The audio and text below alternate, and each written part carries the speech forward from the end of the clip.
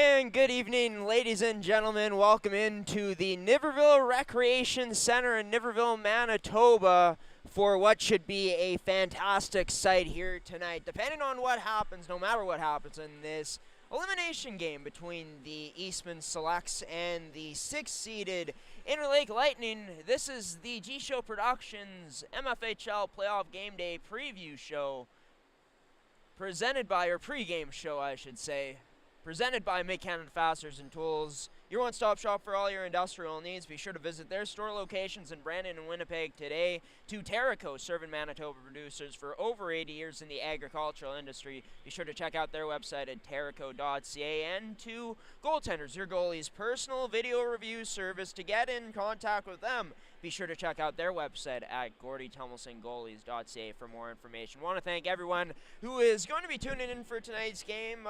Looking at the live chat on YouTube, we got someone in watching from Palm Springs. Thank you for choosing G-Show Productions for what's going to be an eventful night. Like I said, we have a chance to see a team potentially move on to the semifinals. If Eastman is to do so, they would face off against the Westman Wildcats, as Westman had just ended their game against Pembina Valley and won it by a score of 5-2 to sweep Pembina Valley to end the Hawks season and to keep the Wildcats season going along.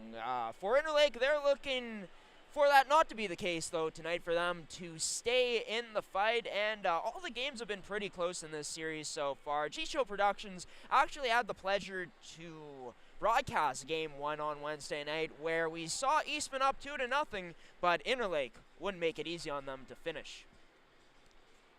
Would start off back in the first period, where Eastman would be on the power play, a cross-ice pass up to Sophia Heidinger, who buries her first of the postseason and Eastman's first goal of the playoffs at the time to give them the early 1-0 lead. But number 16 wasn't done there in game number 1, as the Selects go to work in the corner, and right there Heidinger at the side of the net to bang home a goal past Jane Sugimoto to put the lead to 2-0 for the Selects.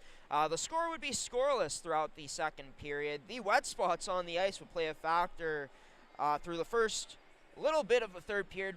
Brooke Barilski, team captain, takes a hit to make a quick pass to Georgia O'Neill, as Interlake, with a minute into the frame, cuts the lead down to 1. And Georgia O'Neill, speaking of her scoring goals, wouldn't be done there in game 1.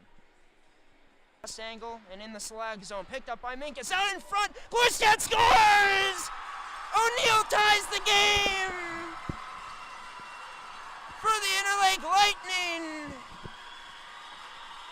and she slides a backhand past Holmes, beating her girl from the corner. Interlake, just like that, tied at 2 apiece, but Eastman would find a way to end up getting the advantage back again, as with about 5 minutes remaining in regulation. This Adriana Duna, I believe, taking the draw, off of the draw, rebound there, and oh, what a sneaky play by Bully of the face-off, to the point, shot through, now scores!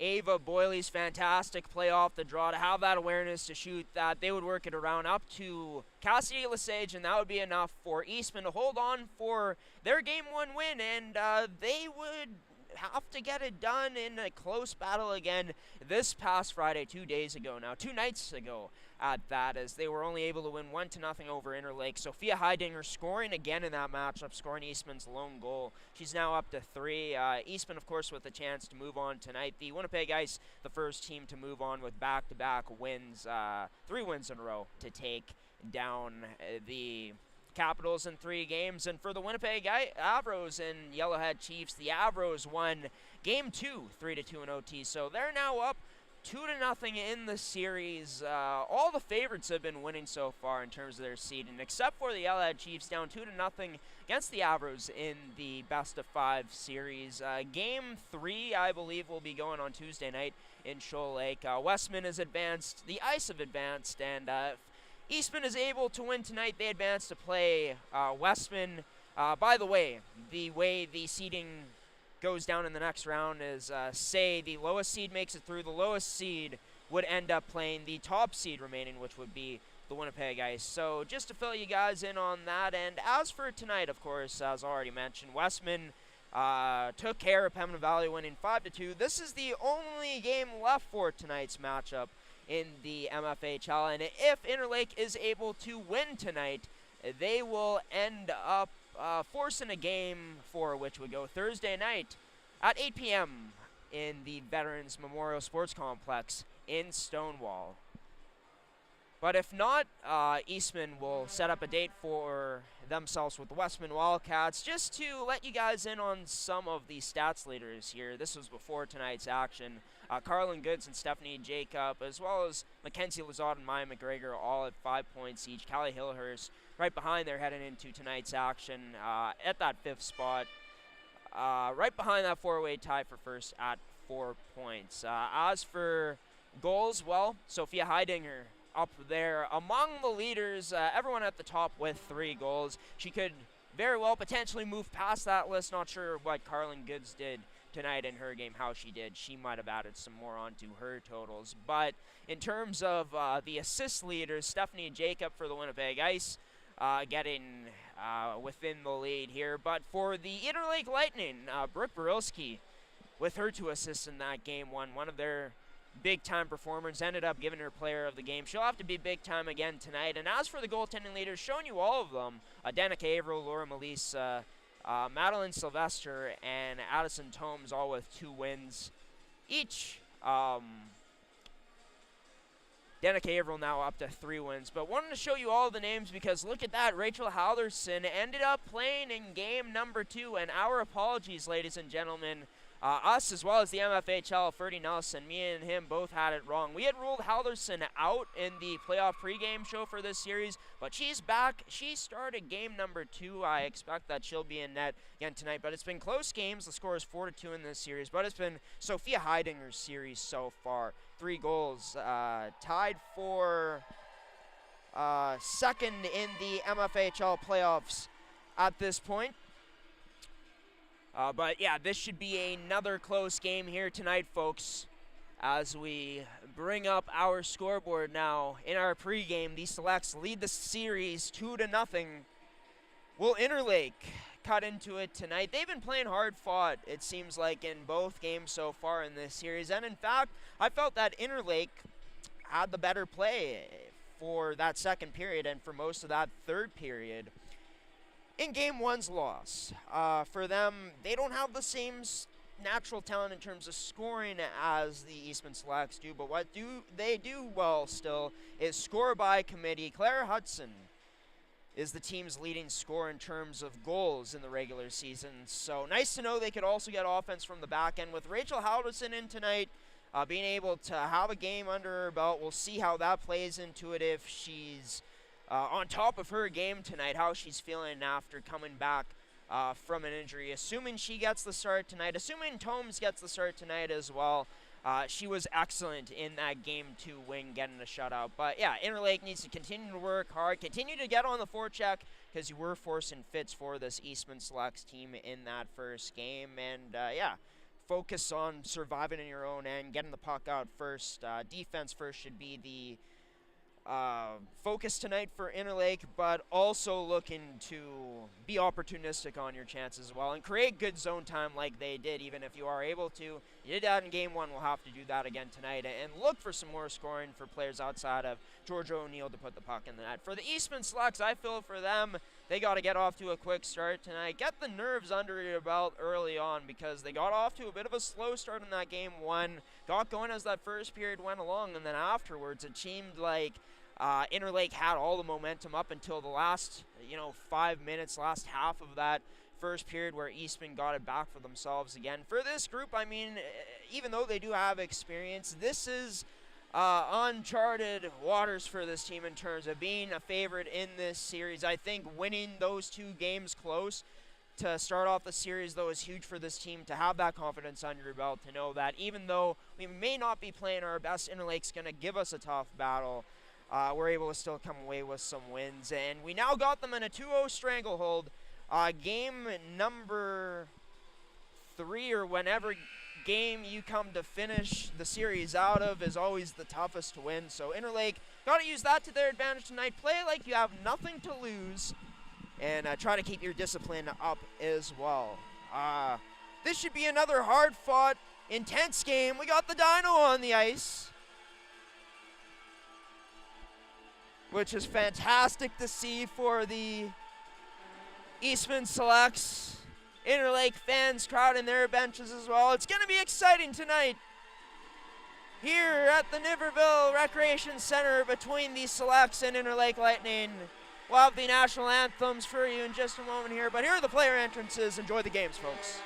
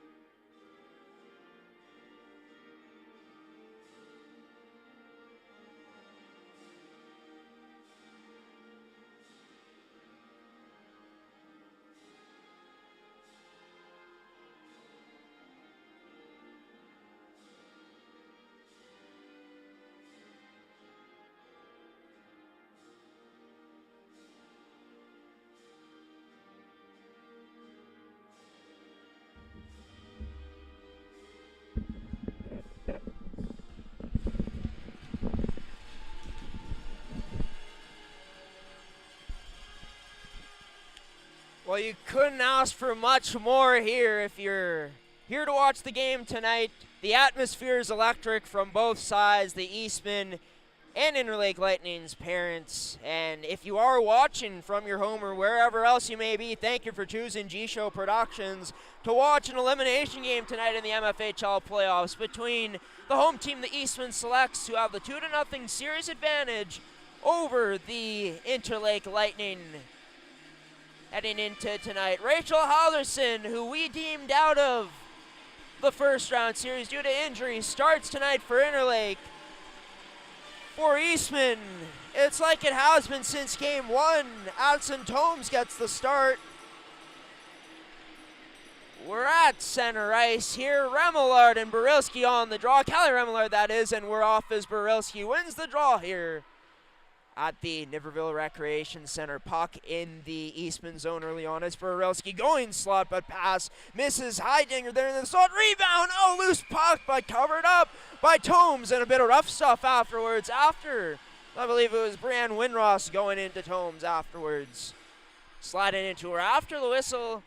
in this first period, starting with some mayhem brought to you by Make Canada Fasteners and Tools, your one-stop shop for all your industrial needs. And don't expect this Interlake Lightning team to back away from swarming in front of the net tonight, not being afraid to touch Eastman's goaltender. They're going to be up for this fight tonight, I feel like. So will the Selects, with more of the pressure, I'd say, is this is the toughest game to close out because you're right there. The other team is going to give probably their best effort of the season. You got to try to match, and sometimes it can be difficult, especially for a team who hasn't been in this position before, as Eastman hasn't been.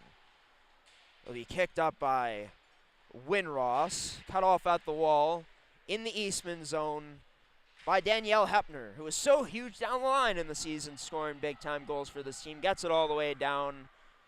I believe it'll be Steves or Rigaud first one on it as Interlake looks to break out. It's Charlene Wong dropping it back to a teammate in her own end. Interlake looking to break out, and they do. It's to Brianne Winross. Gets closed off upon entering the zone. That puck gets by Lauder, picked up by Devin Brown now behind the Selects net as Charlene Wong, along with Barilski now into pressure. Carrier couldn't get that by a chip in McKenna Steve's skates. Isabella Carrier, that is. Lauder gets this up into the neutral zone, but couldn't connect cleanly with Scott Cook. So let's get it into the Interlake zone, though. It doesn't stay in for long as Delaney Rigaud trying to win a race to the puck, and Addison Tomes coming out to be physical. Tomes pays for it. Goal on the play. Addison Tomes holding her stomach. Afterwards, oh, this is not good at all. It's going to stay an Interlake Lightning goal. Oh, and Tomes has the helmet off. This isn't looking good, ladies and gentlemen. We are going to throw it to a quick break here. You'll see our sponsor screen come on, or no, we'll just... Yeah, we'll put our sponsor screen on the screen for a moment here. Hoping that Tomes ends up being okay.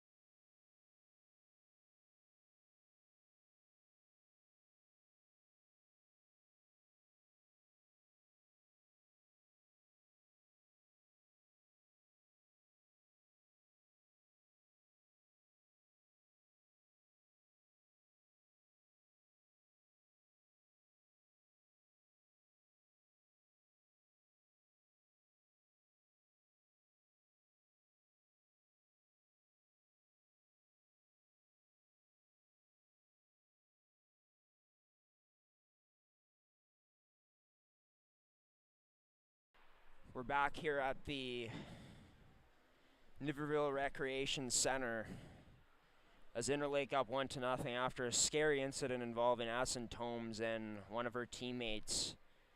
We're not showing Tomes right now. She's still on the ice. Just want to give you an update on what's happening here.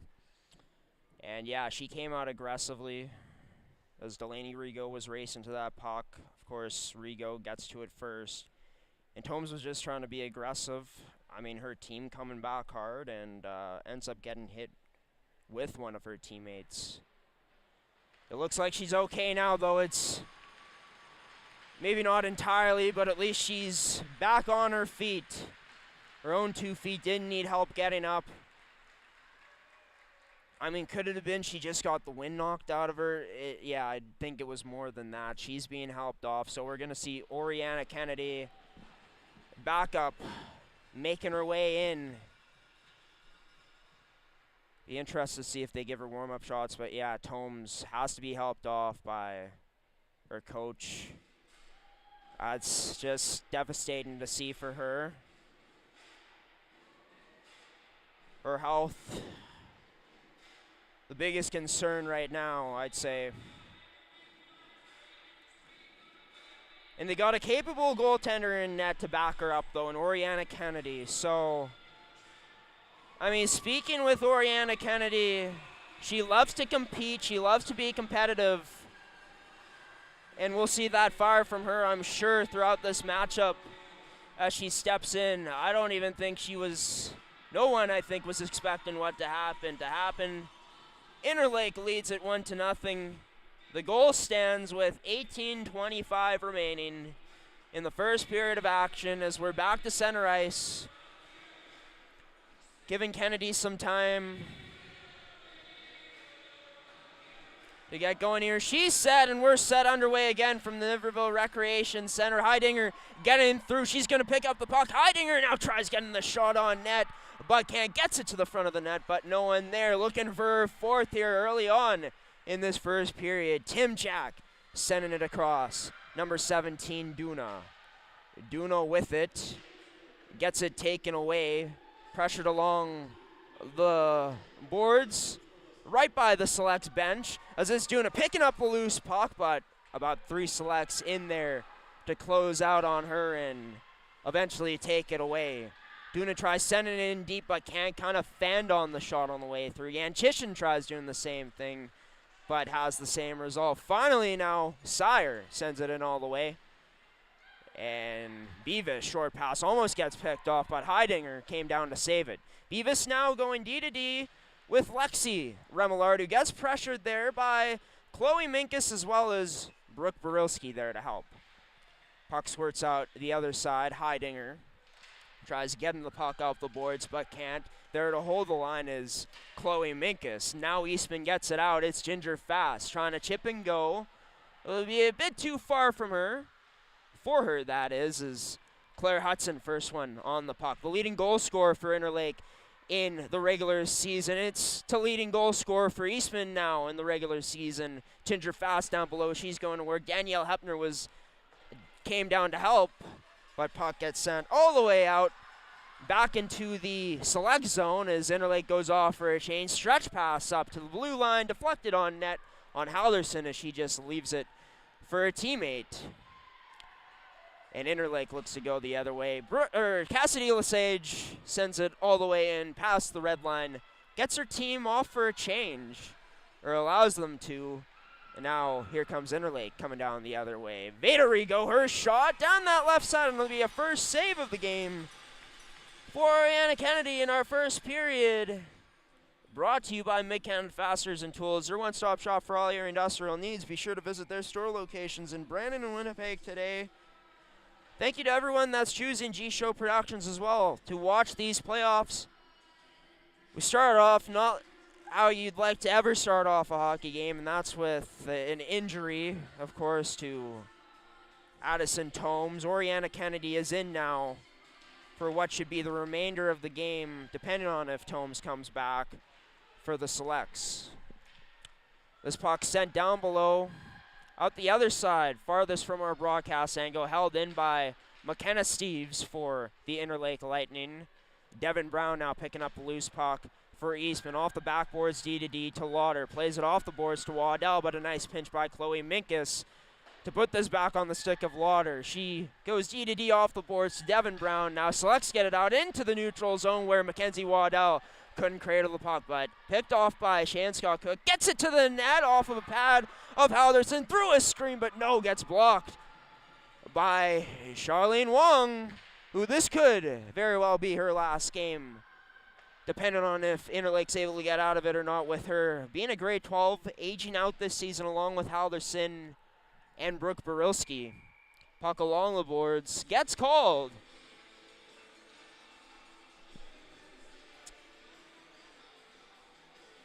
As we'll get a face-off inside the Interlake zone to the glove hand of Halderson with 15:26 remaining in the frame. Draw one to the wall closest to us, to Heidinger. She gets that down low in the area for Callie Remillard. Tries getting that out in front, but couldn't find the slot, hitting the side of the net with the pass. And Thiessen, first one on it, played up that right side to Sire, but couldn't get it past a Selects defenseman. Eastman still holding it in, a swarm of them at the line. It finally does get out, where Beavis will be pinned along the Interlake bench by Sire. Remillard and Abby Dixon battling away at it. Dixon gets it into the zone, held in just for a moment by the Selects, but a delayed offside allows for Interlake to break out, but it'll be turned over in the neutral zone as Remillard gets that in deep. Tried to anyways, but had it closed off. Hepner now on the forecheck on Timchak. It's been active so far for this Selects team, despite giving up a goal. Most of the play so far has either been in the neutral zone or just high up in the Interlake zone. A few chances in Eastman's zone, of course. The one shot so far. Oh, sorry, 3 shots, that is. 3-1 Interlake leads. Play gets called dead as the puck died on the side of the net. We'll get a face-off again to the glove hand side of Halderson. Danielle Hepner to take the draw. Fresh set of D out for Eastman. Borowski out to take it for Interlake. Wins it towards the net, where Veda Rigaud will have it. Short backhand pass misses. O'Neill. That shot from the point now in on Halderson, but she turns it away into the corner. Down below.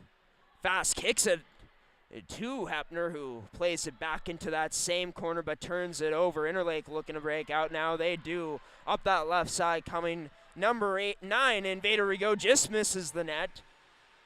Not having Oriana Kennedy make a save. Nice dangle in by Wong. Hudson. Backhand just wide of the net after getting deflected. That was Claire Hudson.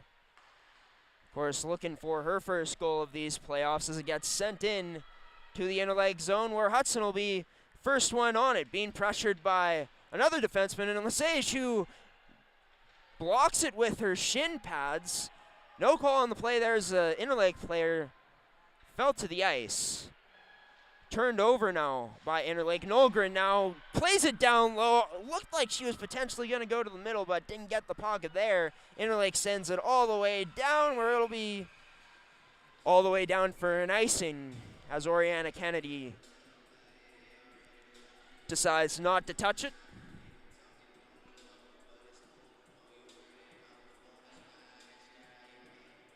A draw to the glove hand side of Halderson again. What about the mitts on Claire Hudson, though, hey?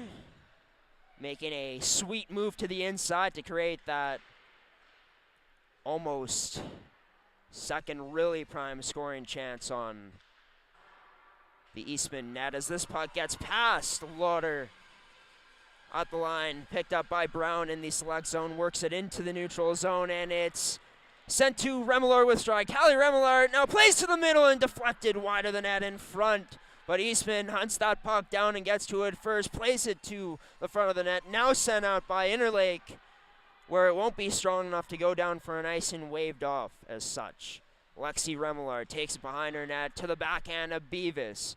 Ends up on the stick of Heidinger, but she misses Boyley, as that was behind her. It's fast now, causing a turnover in the neutral zone. Loads up, shot, scores!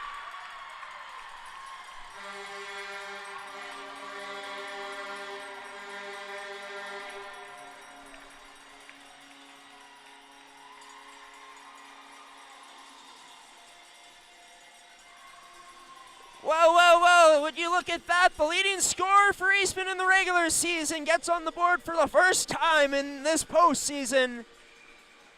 And it's all fast on this one.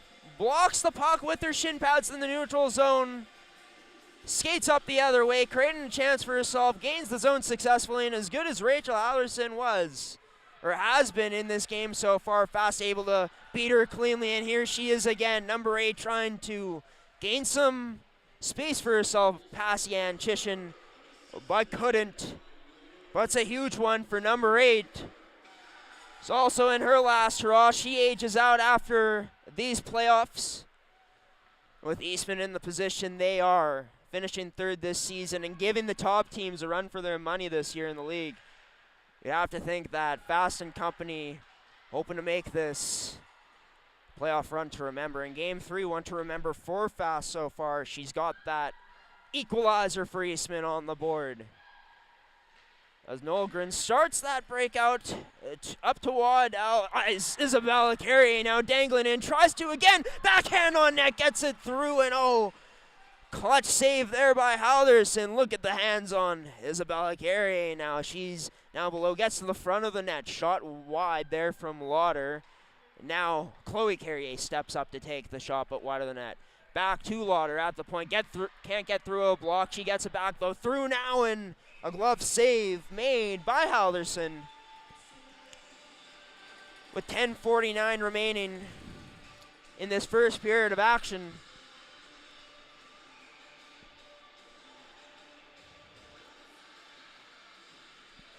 Interlake started off the scoring here within the first 2 minutes. Most recently, Ginger Fast equalizing things for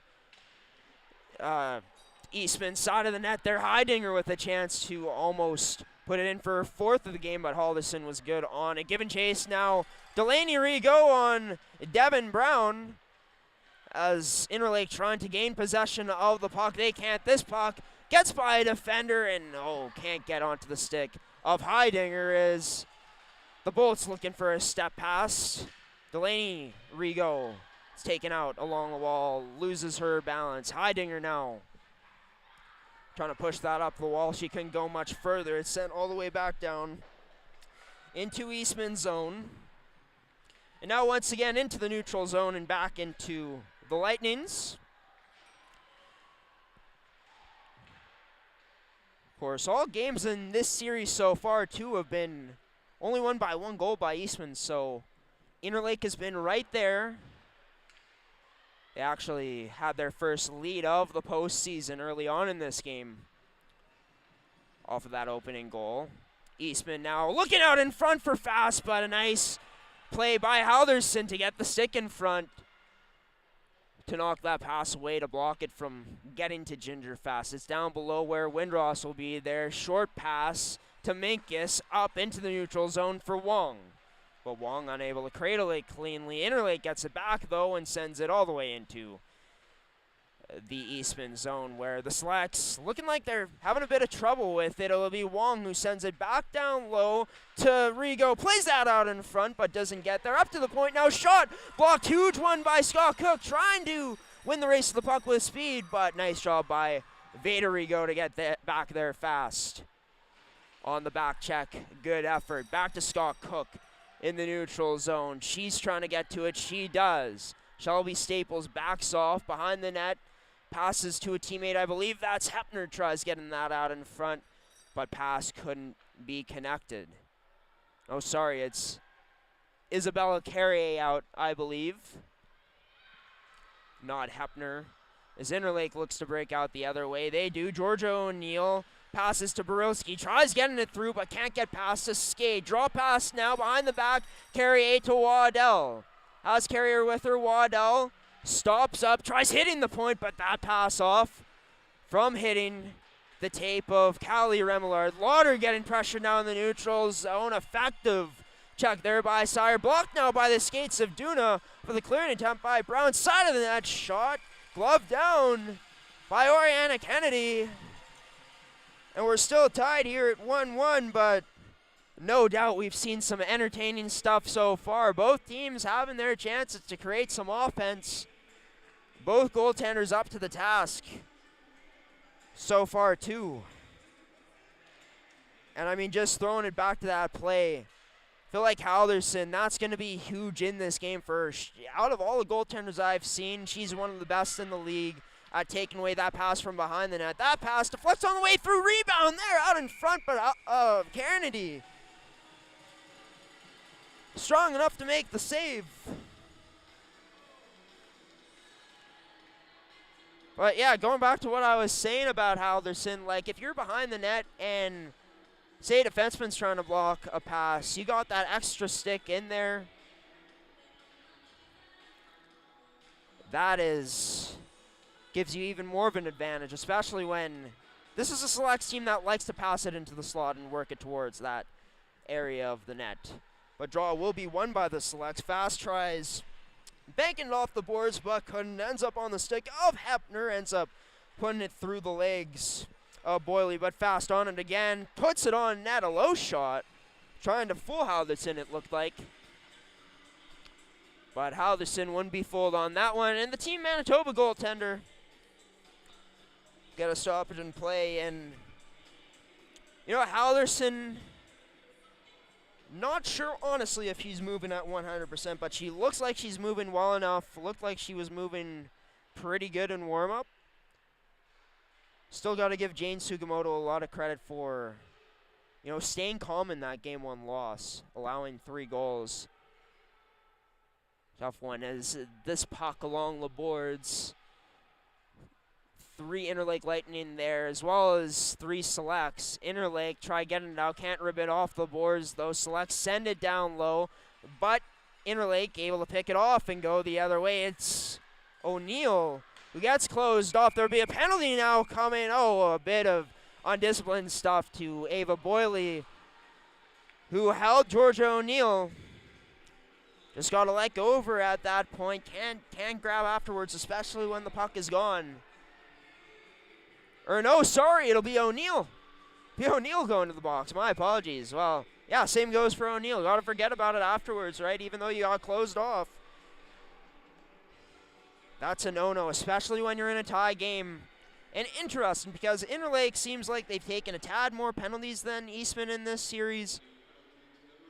When Interlake has been the most disciplined team, or was the most disciplined team in the MFHL this season. But different season now when Interlake on the penalty kill as Eastman on the power play. Carrier, her shot gets through on net. Helderson makes a save. Up top, Chloe Carrier can't get that shot on net. Eastman look at a control. They do on net, tip almost there, but was cleanly on for Halderson. Interlake trying to clear it out, but they can't. Dixon now cradling the puck, gets that across to Chloe Carrier, to Lesage, who gets that to the slot. No one there for Eastman, though, and Interlake sends it down low. On this power play brought to you by McCann Fasteners and Tools. The Selects looking to break out the other way. They started. It's to Ava Boyle through the neutral zone, across to Ginger Fast at the blue line, sent into the interleg zone now where Eastman will win the puck. Heidinger sends it across towards the left face-off circle for Hepner. Up top to Nolgren, back to Hepner now, top of the left face-off circle, brings it to the middle, skates, tight turns to evade the pressure, across now to Heidinger, but that not in her wheelhouse at the right face-off circle. Back up top to Nolgren, and now back to Hepner. Her shot through, but wide of the net with 30 seconds remaining on this girl advantage now. Heidinger down low to Boyle, to Heidinger, side of the net, rebound, whacking at it, Eastman still, but Halderson on her game to make the save here early on. And great job by Eastman, staying patient with the puck, waiting for things to open up, and they do. In front of the net, there's a wide open window to get it there. They do exactly just that. Can't quite finish it in tight. There's a nice give and go from below the goal line back to Heidinger. She walked away at it twice, and great job by Halderson to stand tall to make the save, or I guess to stay strong in the crease to make the save. 12 seconds remaining in this girl advantage. Now Yantishin trying to kill it below the goal line as time expiring. 2 seconds now. Kennedy banging away at her stick. We're back to even strength. Side of the net now. Halderson able to make the save on Heidinger again, who loves that spot. Sorry, no, it was Ginger Fast that time. But still, Eastman has shown they love that spot at the side of the net. From what I've seen in the series against Interlake, Allison just too good at hugging her post so far. Borowski on to take the draw against Shan Scott Cook.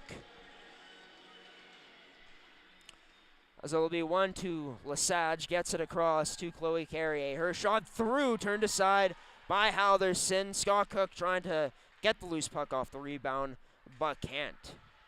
And now, no interference called there at the blue line. Physical play by Interlake is Georgia O'Neill back out there, loses the puck, has it stripped away. Eastman back into the neutral zone with it, just past the red line, send it in deep. 4:19 remaining now in this period.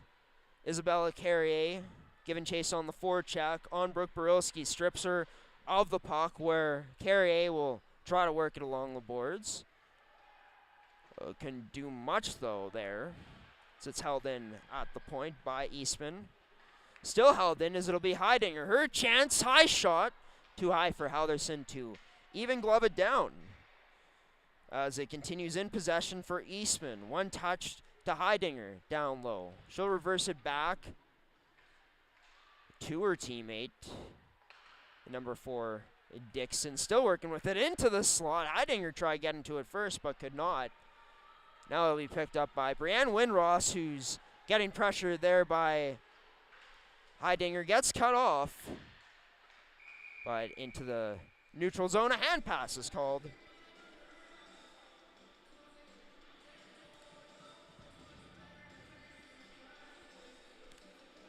So we will be getting a draw just outside of the Lightning zone with 3:25 remaining in the period. Boyley wins this cleanly. A bit too hard, though, as it gets way past Devin Brown. She can't play that off the boards hard enough as Minkus throws it to the net.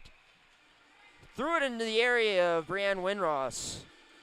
Maybe looking for a deflection. Didn't get one as Oriana Kennedy covers things up here. And also, been broadcasting games here for a while now, since 2023. And are noticing they got seating from across from us right now, as you can see there. A fantastic facility. It's been the home of their junior A team here in Niverville, the Niverville Nighthawks, since 2022. One of the newer rinks in the province. It's a sweet facility. Thank you to them for being so hospitable, and for Eastman for having us live stream the games here at home. So we finally got our broadcasting figured out as the season's gone along. And who knows what happens in this series. Maybe we'll be back here for a Game 5 next weekend. Maybe not, as Eastman could be moving on after tonight in this best of 5. They're at the 2. Interlake will be, of course, looking to hold on. They score the first goal of the game, but Eastman would end up answering back. Or his big storyline so far, I'd say, was Tomes exiting this game with what looked to be an upper body injury in the stomach. So her teammate ran into her pretty darn hard on the back check. Vaderigo now. She unloads. Oh, just too high over the glove. Over the net. Got past the glove of Oriana Kennedy as Eastman looks to get out of danger. They do now. It's Dixon from the middle. Will continue to keep it in the middle. Try playing it to the net. Waddell gets her shot through. Skipper to the net. As Halderson will make another save to hold on. With 1:55 now remaining in the first. Callie Remillard out to take the draw along with Abby Dixon and Sophia Heidinger. Draw will be won by Interlake off of the boards and rimmed around up to Winross. But turned over. It's Heidinger in the neutral zone. Just before the blue line, tries sending that in deep, but she can't. She picks up a loose puck. Now her shot high. Trouble for Alderson handling that. Rebound was there, but getting knocked down was Callie Remillard. As Interlake surviving that potential misfortune for them. This puck gets sent in. Minkus got sent to the ground, to the ice, for getting off for a change. Ginger Fass able to backhand flip it over the stick to the boards before sending it in deep, where Ava Boyley will end up being the first one on it. Plays it down low, where Brooke Borowski will be there. And interested in talking with the player in Brooke Borowski, I had actually mistaken her for a defenseman on the MFHL podcast about 2 weeks before I had her on as a guest. And, obviously made the correction on the mistake. She is a centerman, a forward for this team. But I'm talking with her, and you can see it in her game. She says she'd rather make the defensive play than the offensive play. She started off her career as a defenseman playing hockey, believe it or not, and made the switch to playing as a forward, and that's why you see she is probably the most reliable player on her end of the ice from her forward group, and that's why having some defensive roots, which is pretty cool. But that shot from Yan Chishin gets on net, but it would be blockered away by number 1 in Oriana Kennedy. Sent up into the neutral zone. 4 fast tries, dangling pass. Number 9 Invader Rigaud, but can't. Her Invader Rigaud tying up sticks, heading into the corner. Danielle Hepner now along the half wall with 17 seconds remaining. Sends it in deep. That puck getting past fast below the goal line. Interlake looking to get it out to end off this period. They finally do. It's into the neutral zone. Fast decides to send it in. Glove down by Yantishin. Takes it below her goal line. Turning to protect Shan Scott Cook. As you can see there on the forecheck at the end of the period. But that'll do it for period 1. Shots as they stand right now, 12-8 in favor of Eastman. They started off trailing 3-1, and they started off trailing on the scoreboard in this game 1-0. Of course, the big story, Addison Tomes going out with an injury. Not sure if we'll see her again. Oriana Kennedy, though, stepping in, making 5 saves. It's been pretty solid for her. Looked like Tomes actually just came off the ice, so I think she did rejoin her teammates. Will be interesting, like I said, if she gets back in it again. But yeah, for the most part in that period, I'd say Eastman did look like the better team. Now, Interlake did have some chances in the select zone. I still feel like the selects aren't at that level where they'd like to be in terms of their puck management in their own end. But nonetheless, a period where Eastman was doing a good job controlling it in the Interlake zone. Interlake had trouble transition out of their own end. And yeah, huge goal for Ginger Fast in the first half of that period, able to make things happen, forcing a turnover off of her shin pads in the neutral zone, taking it down and sniping past arguably the best goaltender in the league, a finalist this season for the top goaltender award in Rachel Halverson. Both teams took some penalties in that period. I believe only Interlake actually did, but they were able to kill it off. Eastman with some great chances, but still, they're tied 1-1. Interlake doing enough to survive so far and stay in this game. They were up by 1. Can they regain that lead? Coming up in these next few minutes here. Or not the next few minutes, but in the next 20 minutes in the second period. Thank you to Mid-Canada Fasteners and Tools for being our first period sponsor. Visit their store locations in Brandon and Winnipeg today, as well as their website at mccanfasteners.shop. They're your one-stop shop for all your industrial needs. Thank you to them for being the first period sponsor and supporting G-Show Productions on gshow.ca and Manitoba Female U18 AAA Hockey League hockey here on the network. Both teams tied at 1, heading into the next 20 minutes here in Game 3 on Elimination Night, potentially, between Eastman and Interlake.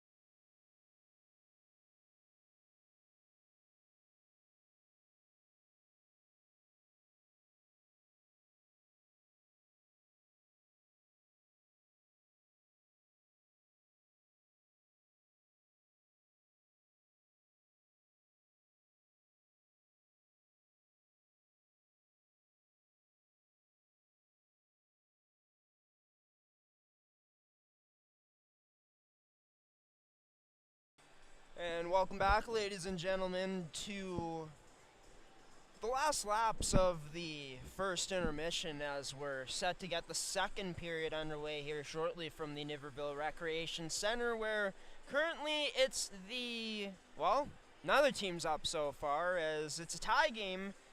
Interlake opened the scoring. I believe it was Delaney Rigaud who potted home the goal. First Lightning player to score outside of Georgia O'Neill in these playoffs. Addison Tomes would end up getting injured on that play as a teammate of hers ran into her on the back check as he came out aggressively to chase down that loose puck, as it was, about four different players racing for it, right? Delaney Rigaud, Addison Tomes, and two back checkers for the Eastman Selects. Great that Addison Tomes was able to skate off the ice at the end of that period with her team looking like she was, doing better than she was when she got helped off the ice. She has 2 wins in the playoffs so far. She had a shutout in Game 2 on Friday night in Warren as Eastman won that one 1-0. But in terms of their goaltender, if Oriana Kennedy plays the rest of the game, I feel like Eastman is still going to be confident, still in good hands, because Oriana Kennedy, although she didn't have as gaudy of stats as Tomes did in terms of save percentage, and Tomes had a better record since she had played in more games, but Oriana Kennedy's record was pretty good too, and she actually, out of every goaltender in the league that played, allowed the least goals against at 19. So impressive stuff from her this season. She's been impressive so far in this game, in a tough position too, coming in relief of Addison Tomes. For the Interlake Lightning, of course, in their goal, it's Rachel Alderson in net, making her second straight start. Apologies once again, everybody. We had ruled her out of the series heading into this one. I'm not sure what's changed or if we just got misinformation, but she's back in net. Jane Sugimoto did play in Game 1, however. Two of the best, among the best goaltending tandems in the league, squaring off against each other in this series. Addison Tomes is near the front with Oriana Kennedy here. As you guys can't see the Eastman tunnel right now. Can't see any of the tunnels, but looks like Kennedy's going to lead her team out. And this is electric, isn't it?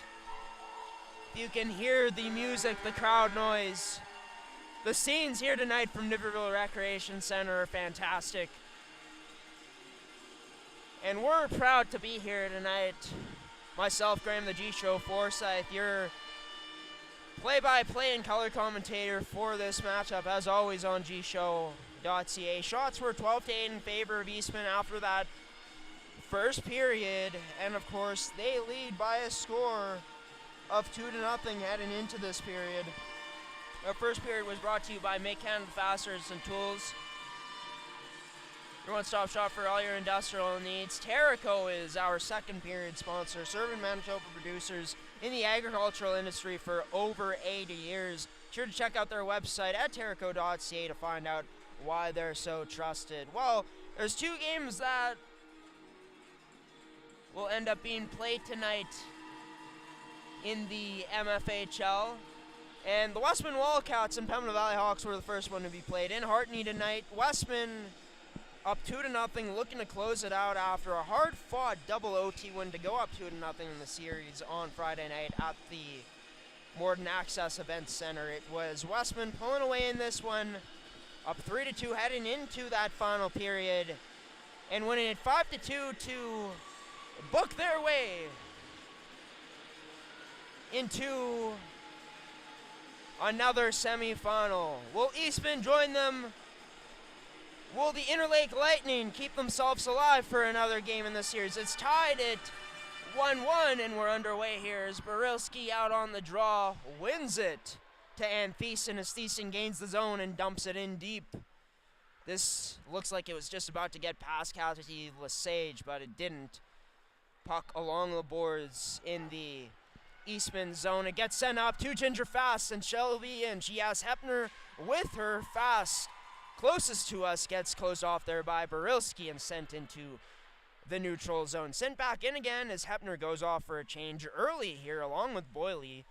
Eastman looking to get fresh legs out of it early, keep their legs fresh throughout this period. You'd have to think that's the strategy. Puck out in front, poked away by Hallerson. Can't be cleared by Interlake now as Chloe Carrier sends that in to the opposite corner for Heidinger. Heidinger now protecting along a wall, tries dropping that down low. It gets cut off by Brooke Barilski, but Eastman goes to work. Ginger Fast sends that out in front, rebound, there, scores!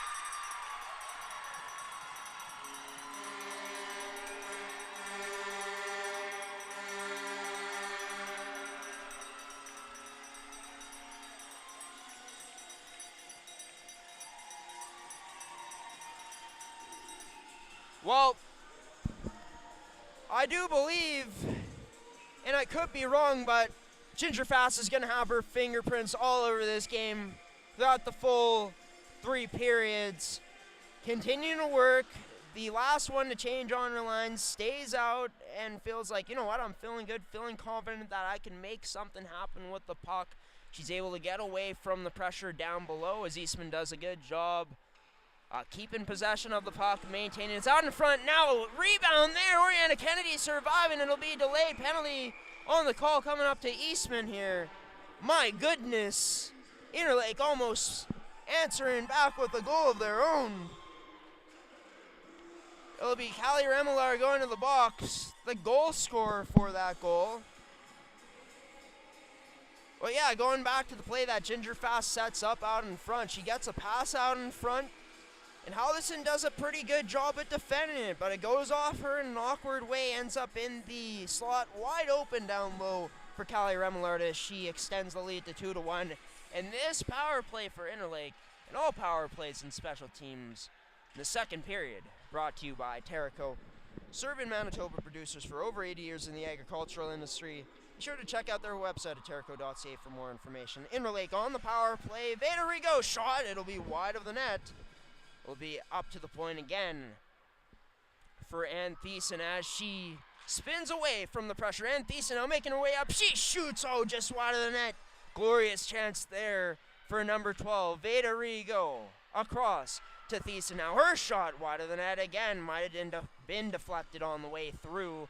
And Eastman able to get it out all the way down as Rachel Hallerson comes out of her crease behind the net to leave this puck for Veda Rigo.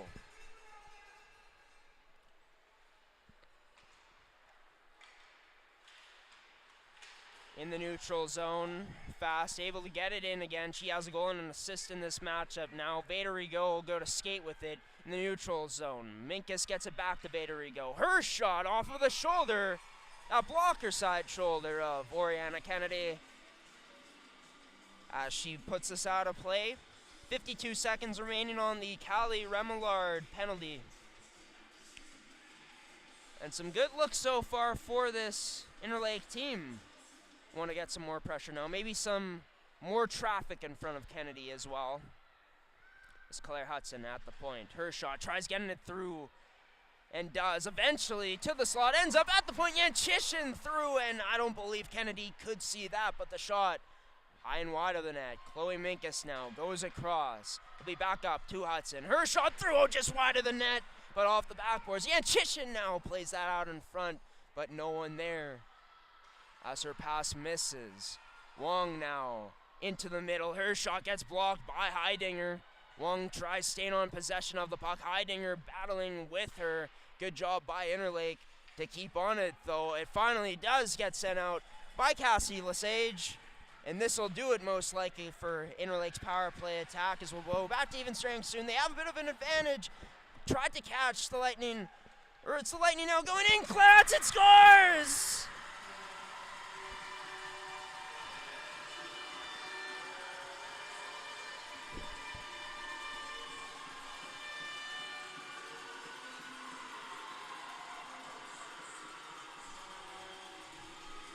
Well, the leading scorer for the Interlake Lightning in the regular season has her first of the playoffs, her 10th in total combined with regular season playoff action, and She made a nice move in that first period from the blue line, activating the zone with some toe drags. This time going inside outside with the toe drag and eventually finishing in tight on Oriana Kennedy. This puck gets behind in the Lightning zone below their goal line. In the opposite corner, Barilski in the slot, but that pass not anywhere near. She was covered up well. And it's sent onto the stick of Nolgren. Dangles past Nolgren. Her shot gets blocked on the way through by number 7, Shelby Staples. Wearing an A this year, of course, for Interlake. This pass stretched up into the Interlake zone, where it can't find the stick of O'Neill or Delaney Rigo. Puck just past the blue line in the Eastman zone. Now Staples being checked by Dixon. It's Barilski there to pick it up and good support. Blast from outside. Kennedy tried to glove that down but couldn't. Barilski goes off for a change now. Sent cross ice. It's the pass into the neutral zone. McKenna Steves tried getting that in deep but couldn't. Interlake now going cross ice. DDD pass to Shelby Staples. Plays it up to Duna, but not cleanly as that was behind her. Back into the neutral zone where Staples would be there. DDD to Steves. Across again for Timchak trying to make the pass there, but this pass was made before the red line. Goes all the way down for an icing past the goal line. So a face-off will get it inside the Eastman zone. And Interlake looks like they've upped the difficulty in transitioning into the zone for Eastman. A lot more bodies. It seems a lot more traffic in their structure defending on the way back at the line there to make it tougher for Eastman to generate anything and gain the zone, because when they have, Eastman's had a great cycle going. Hepner plays it to the point through the skates there of Remillard as she couldn't cradle it. Alexi Remillard, that is, at the point. Shelby Staples picks the puck up, tries dangling pass but can't. Hepner now to the net, turned aside by Halderson. Hepner trying to send this down low, does, but gets closed off. Keeping it down lower, the Selects, and held in by Remillard. Lexi Remillard has her shot blocked at the point. It'll be a penalty here coming up. 2 minutes for interference, I believe, on... Was it blue, the ref said? Yes, I believe it's Brooke Sire going off for 2 minutes for interference, giving Eastman a power play, which is, of course, brought to you by Terrico. Serving Manitoba producers for over 80 years in the agricultural industry. Proud sponsor of our second period action of MFHL Playoff Game Day. This draw won by Barilski, sent all the way down by Interlake, and trying to race on is Brianne Windraw. She has a step on Nolgren. Nolgren giving her a bit of a shove, making sure not to make a dirty play on it, just letting her know she was there. Just into the neutral zone. Puck flies up and out of the play into the netting closest to us at our broadcast angle. We hope you're enjoying the game at home, everybody, if you are tuning in. That's why, well, of course, you'd be hearing us speak and watching the game here. And, well, if you couldn't make it to the game and you know, you couldn't make it away from your home, or maybe you're living somewhere else, well, that's why we offer our solution here on G-Show Productions of live streaming these MFHL hockey games. In the playoffs now, glad we can broadcast these playoff games. It's been a lot of fun here so far in the first round. Expecting a lot more great stuff into the second round, the semis.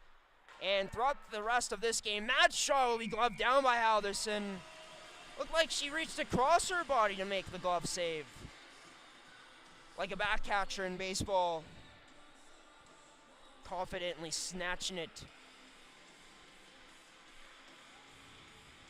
Halderson having some fun talking to the refs there. Draw will be won by number 18 and Georgia O'Neill. Eastman in on the forecheck, pressuring Remillard on Vaderigo, but she's just able to get it out.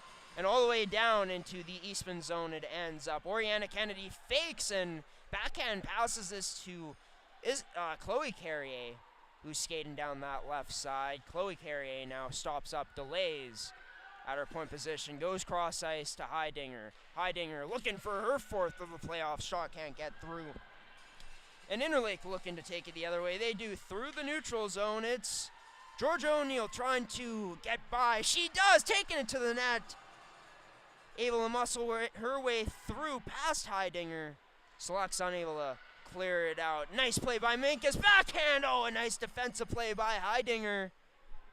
Still on the power play is Interlake. They look like they almost turn it over. They have to regroup out of their own end. They do quickly. Duna tries getting that up to her teammate in Minkus, but sent out into the neutral zone. 15 seconds left now. It'll be Heidinger who's content with killing a bit of time in her own end before sending it across. It's Hepner now. Left face-off circle. Plays that to the right face-off circle for Fast. Up top to Hepner now. Her shot blocked on the way through. Doesn't get through, though. Another penalty here coming up, too, to, I believe, Danielle Hepner. Vaderigo drawing one.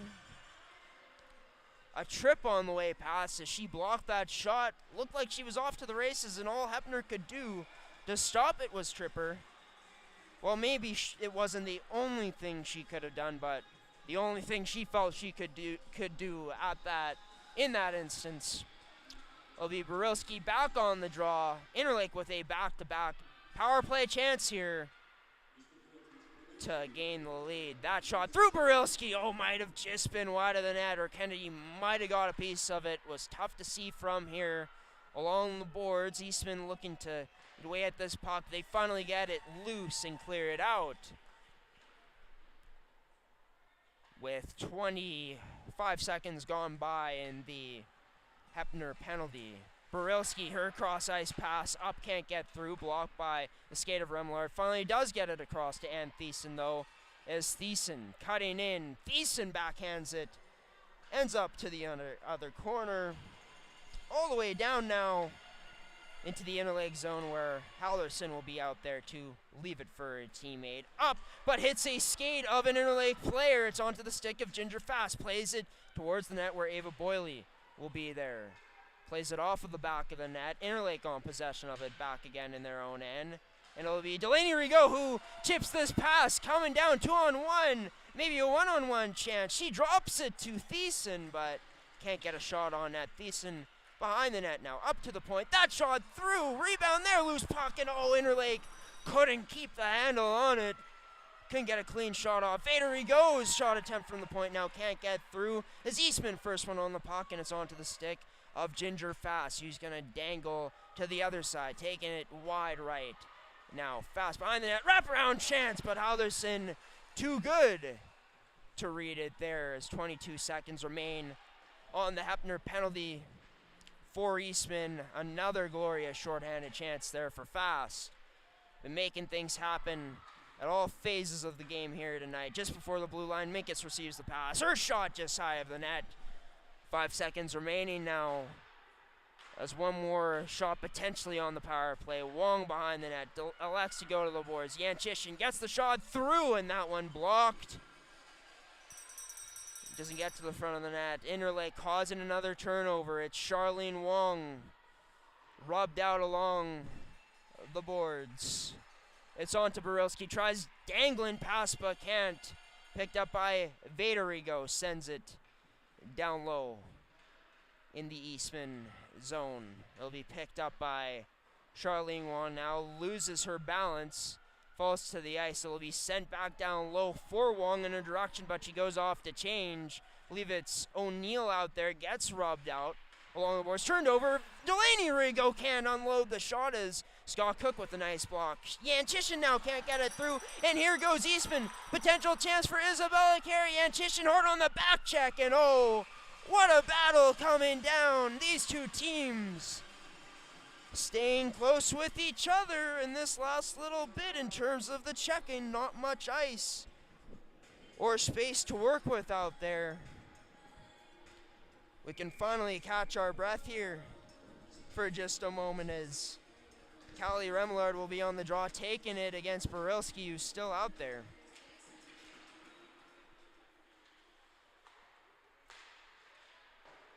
Be sent down low for Dixon. as Dixon protecting the puck still. Plays it up top to Devin Brown. Shot through, deflected, wide of the net, however. It's Eastman looking to continue on the cycle on the forecheck. They do for just a moment, and Interlake finally able to get it out. Racing to it is Georgia O'Neill, but back to get it was Hawks Lauder in the corner, battling is Lauder. O'Neill, I believe, fell to the ice. That might be someone else. 3 Lightning and 3 Selects in that corner. Sporowski assumes her position at the point. The puck's still in the corner. Borowski goes off for a change now, as the ref's still not blowing it dead. Eastman trying to shovel it out. Interlake looking like they're just content with killing this along the wall. We're still battling along the wall. Finally loose, up to the point. DDD pass for Interlake. Minkus gets this down low, but Eastman first one on it as they try to chip this pass. Abby Dixon tried to pass Steves, but couldn't. It's sent down low, backhand up to Dixon as Eastman tries starting the breakout. They do finally. Brown right past the red line. Sends it in deep for where Halderson will come out of the crease. It'll be Shelby Staples looking to go for a little skate. She gets the puck back on her stick and sends it in deep. Staples going off for a change. Be Eastman in their own end looking to break out again. Banked off of the boards, but just out of the reach for Ginger Fast. Gets it back though, Fast to the net. Boyle scores!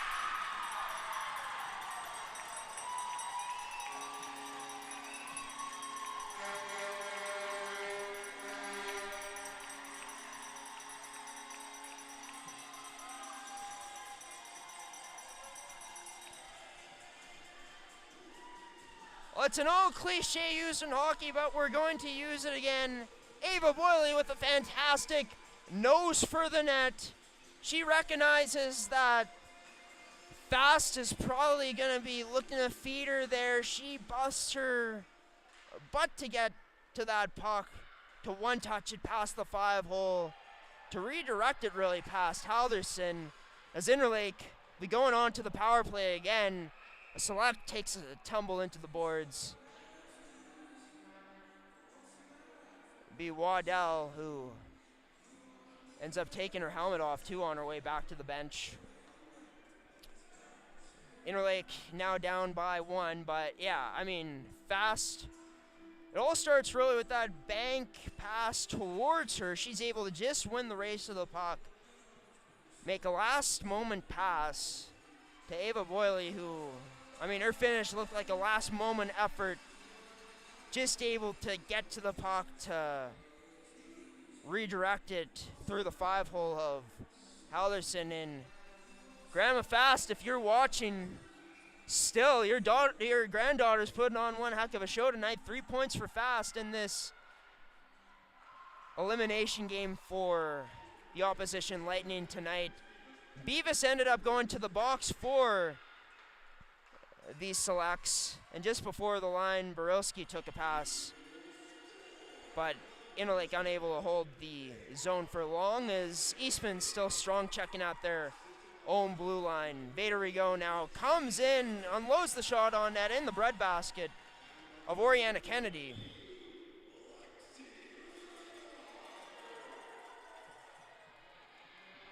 And Lexi Remillard was the one who ended up making that bank pass to Ginger Fast. Take a bit of time to delay here on the draw as Ann Thiessen gets her net guard sorted out. Still a minute 36 left on this power play, and look, Interlake's still in it, tied moments ago, and now only down by 1. Off the skates of Georgia O'Neill as she just sends that down low. It'll be rimmed out just hard enough past Ann Thiessen as she comes back into her own end to recover the puck. Vader Rigaud, cross-ice pass to Delaney Rigaud will be too far. No icing on the play, even though that was well before the red line on the pass. Eastman, though, no worries for them as they send it down low and all the way down into the Interlake zone. Hallerson now with a long stretch pass back into the select zone, trying to catch them off on a change, and they might. Minkus now, her shot gets blocked. Clutch one there by Lauder, but Interlake back on possession of it. Yanchishin across to Vaderigo. Her shot through, almost got blocked. As Ginger fast, strong on the backhand, gets it out. But here comes Interlake again to Minkus. High slot, her shot gets deflected out of play.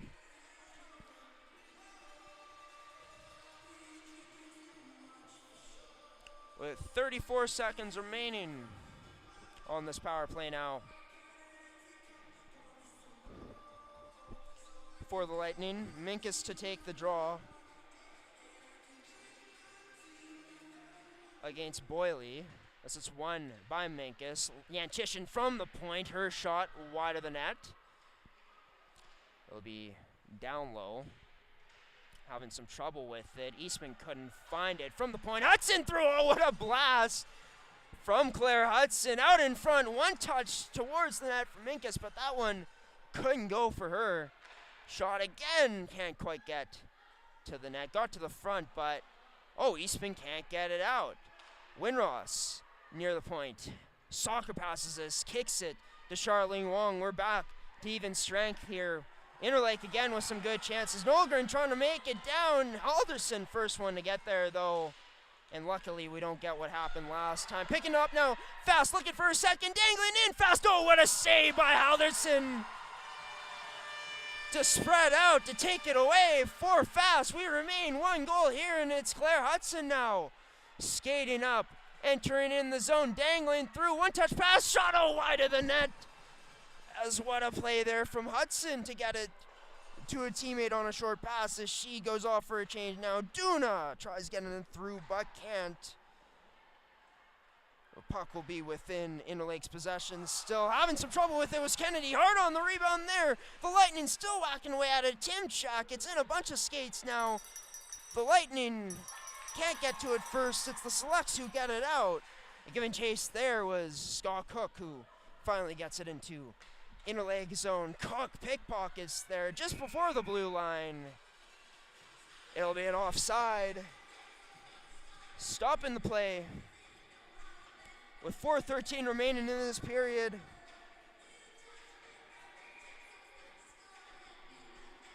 We're back to even strength. Barilski versus the other 15 and Shan Scott Cook. As Barilski wins another draw. Been so good in the face-off circle throughout the series. The veteran she is, down low. Interlake gets it to the point. Yan Chishin tries sending it back in that direction. Picked off by the Selects now to Isabella Carrier. Nice move to recover the puck at the blue line. Try getting that to the middle to Nolgren, but picked off well by Interlake, and Barilski with it. Chips it past into the Select zone. It'll be Callie Remillard battling down low, along with Barilski in the offensive zone for Interlake. At the point, Yan Chishin takes a tumble, trying to hold it in, but can't. Nolgren with a good job to give pressure there. But Interlake back in possession of it now in the neutral zone all the way down. No icing on the play. It's waved off by the refs, and now it is called, actually.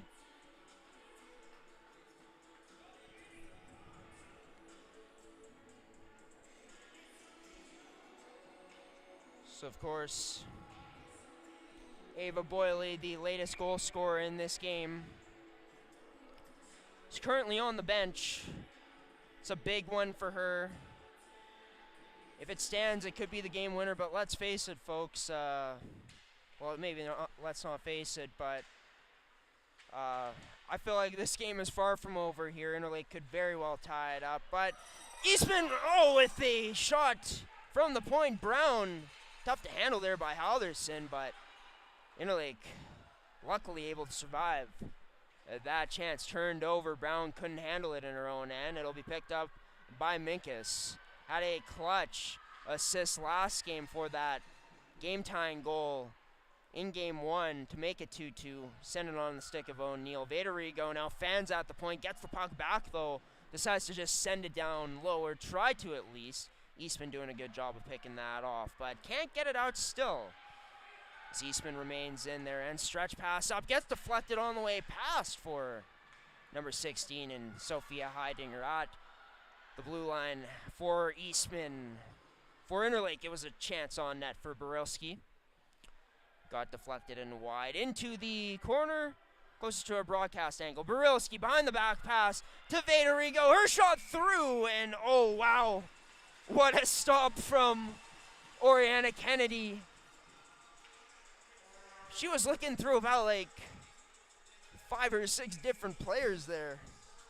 Maybe that's over-exaggerating it, but man, just so impressed from what I've seen from her and Elise Denbo, even though Central Plains got swept. Like, so these goaltenders' abilities now to see shots through screens, and not even to see them, but just to trust their technique and to track them, it's unbelievable. This draw one to Thiessen through some traffic now, but turned aside by Oriana Kennedy, able to locate that puck again with 1:49 left remaining in this second period. It's sent into the interleg zone where Brooke Barilski will be the one to pick it up. Off of the boards, turns it over. Up those boards to Beavis. Done serving her penalty, of course, moments ago. Into the neutral zone, and Thiessen with it, looking to work it up ice, but can't as the Selects clogging up that wall. O'Neill battling along with Thiessen along the wall now. 2 Selects players closest to us, our broadcast camera. It finally does get loose, and it's in the possession of the Selects, where Carrier couldn't get that down low just before the blue line. And here's the Lightning now shot high of the net into the final minute. Duna can't do much with this along the wall, and it's into the neutral zone where it'll be Nolgren. Gets the puck, tries getting that to the middle. She does now. Carrier one touches that, directs that on net, but Hallerson was up to the task. Looked like Carrier was looking for more. Oh, too many men potentially for the Selects. It's not. But man, what a chance there again. Interlake leaves Carrier wide open. So the one that was supposed to cover her goes to Nolgren, who can't get the pass there originally, but does just too far for Carrier to get to.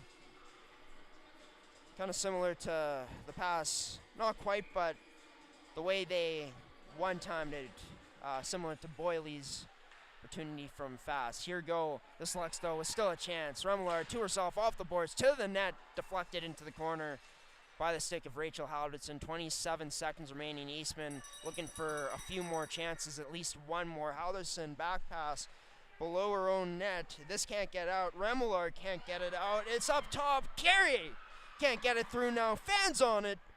Nice block by the Interlake Lightning. This finally gets out. It'll be Remillard off the boards all the way down for an icing.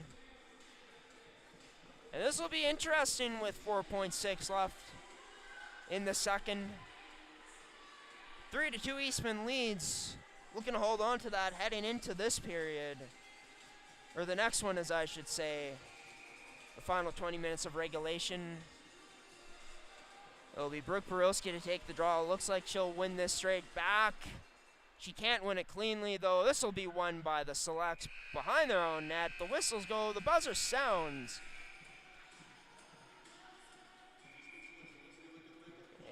And with that, we head into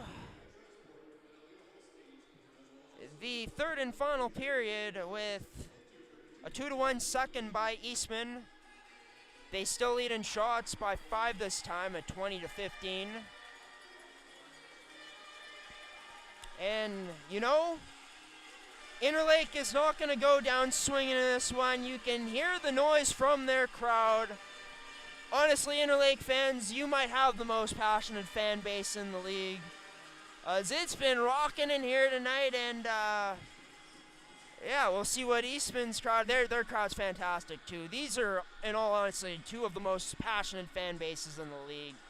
And it's sad that this one may be coming to an end unless Eastman is able to tie it here. or unless Interlake is able to tie it in this next period of action. Yeah, just before we head into intermission, it was the Selects who got the scoring going in this period. Remillard taking a pass from below the goal line by Ginger Fast. Moments later, Interlake would respond with the goal, getting in around the net on Oriana Kennedy to put it through.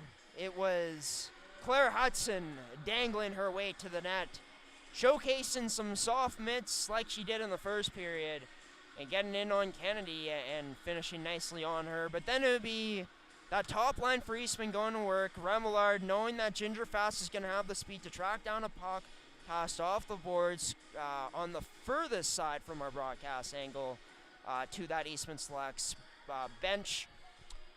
Ginger Fast able to get on the puck. She sees that no one is covering Ava Boyley. As Interlake, that's one thing that they got to be careful of when that ends up happening. As Eastman had it below the boards or along the boards, Interlake got sucked into where that puck was, rather to where the puck was going to be, and Ava Boyley able to put it home, going hard to the net, putting away a nice pass from Ginger Fast, poking it 5-hole past Rachel Halverson to make it 3-2 for Eastman. 20 miles to go for the Selects on what has been a fantastic MFHL game day tonight. Both teams having great chances in this one. Bit of a back and forth game in the second period. We'll see if one team can start to get more offensive zone time than the other coming up, if we're not as back and forth here in what should be a tight and chippy final 20 minutes with Interlake fighting for their playoff lives. Trying to stay in their season, keep it going for one more for Game 4 on Thursday night in Stonewall. And Eastman, of course, looking to punch their ticket to the next round against the Westman Wildcats, as it would be set up that way. Thank you to Terrico for sponsoring the second period, everybody. We'll be back for the third period call in about 7 minutes, a bit more second period analysis too. But to Terrico, thank you to them for sponsoring the second period. Serving Manitoba producers for over 80 years in the agricultural industry. Check out their website at terrico.ca for more information on their great products.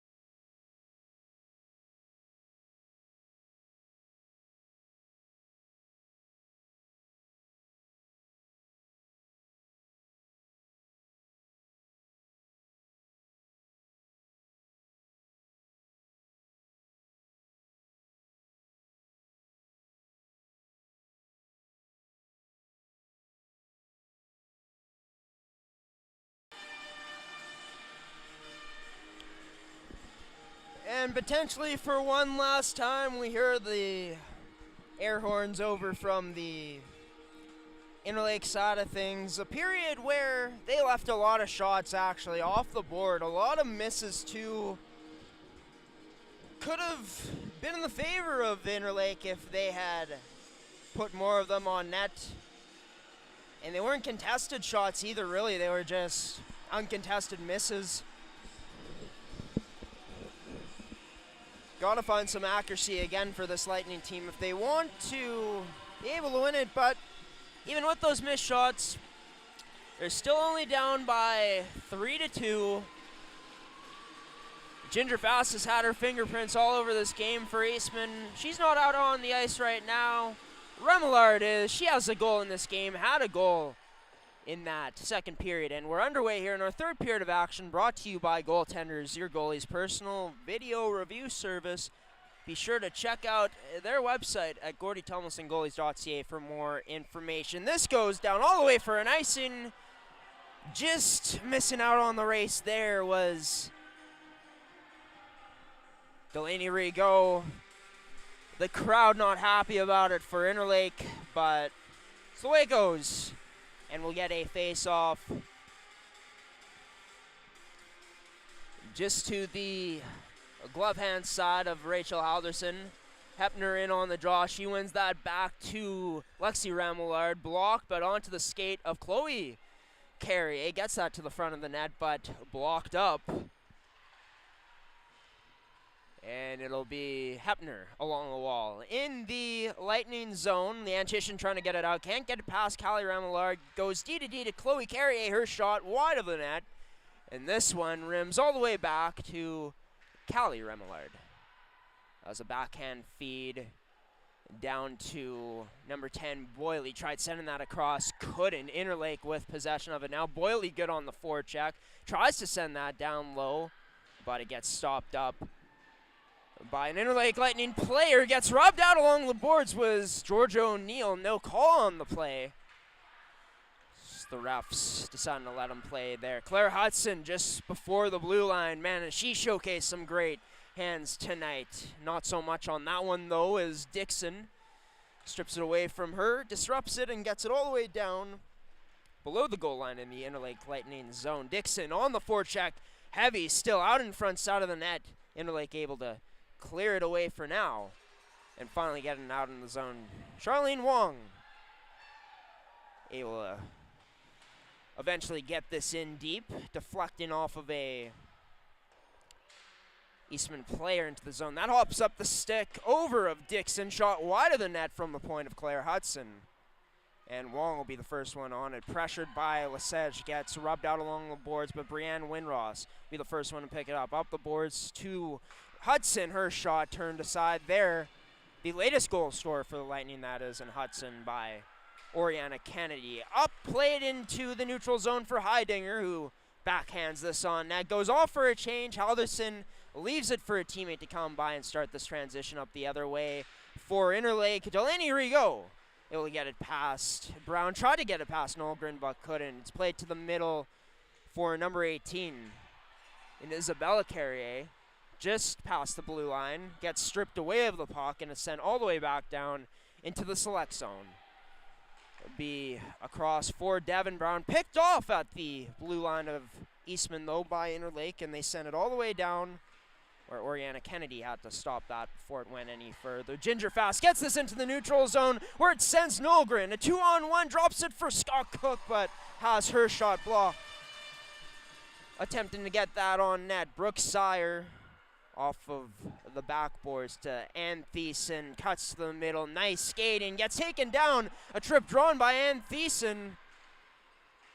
Halderson goes to the bench, extra attacker doesn't really get a chance to get on the ice, but Ann Thiessen is also slow to get up after making that move in the neutral zone. Catching body.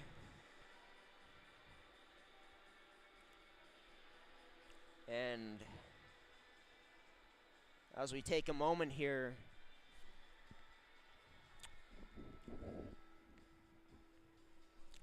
we're going to keep the camera on ice, but not on the injured player currently in Ann Thiessen.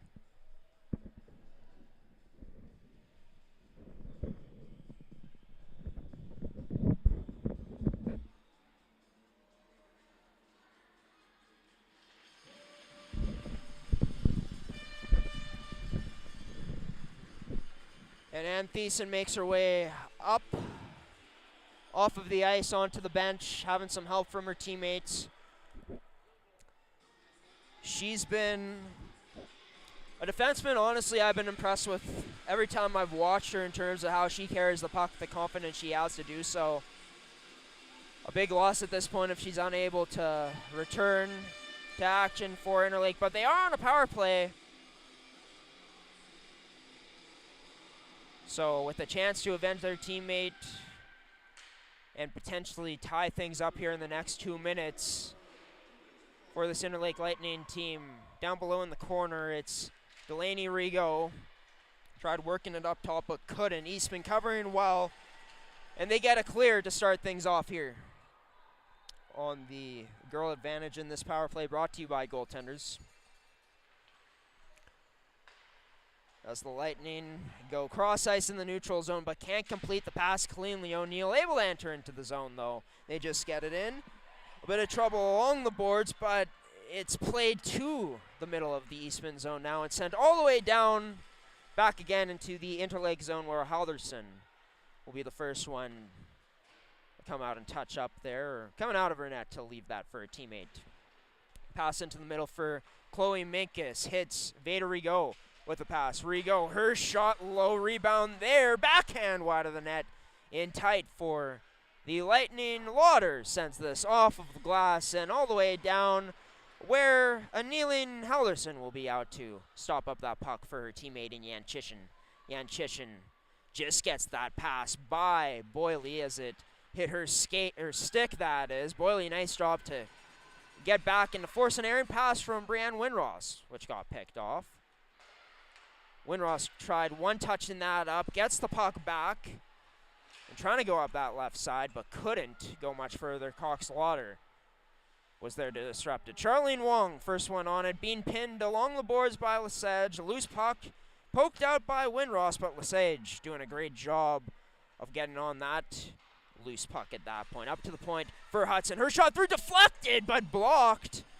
With 9 seconds remaining on the Scott Cook penalty. Hudson now from the point, and tracking that while they come across was Oriana Kennedy. We're back to even strength. Hudson backhands this towards the slot. No one there. Getting knocked down with Charlene Wong. No call on the play into the neutral zone again, as Hudson will have it. Just getting it into the select zone where Winross will give forecheck, or rather Georgia O'Neill. This gets sent down low into the direction of Delaney Rigo, tying up Cassie Lesage in there to help out. Number 18, and O'Neill gets loose puck out in front. Oh, what a stop by Kennedy in tight. Shot there, scores!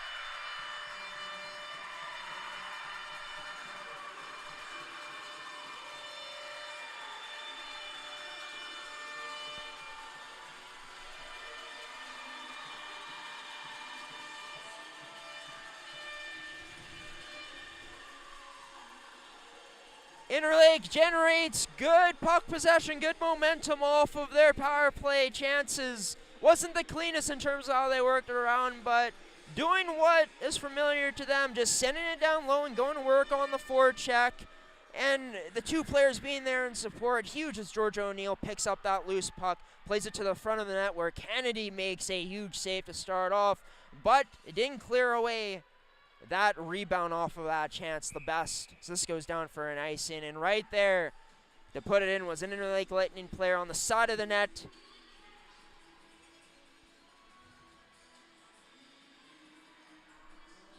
As it's a 3-3 hockey game in the third period. Interlake saying, hey, we're not done quite yet here. Forcing a must-win Game 3 for them. Callie Remillard at the point, or Lexi Remillard, sorry. Couldn't get the shot through. Interlake looking to go up the other way, but Hepner getting in the way of the shot. Boyle now from the high slot. A wobbly shot through and gloved by Halderson.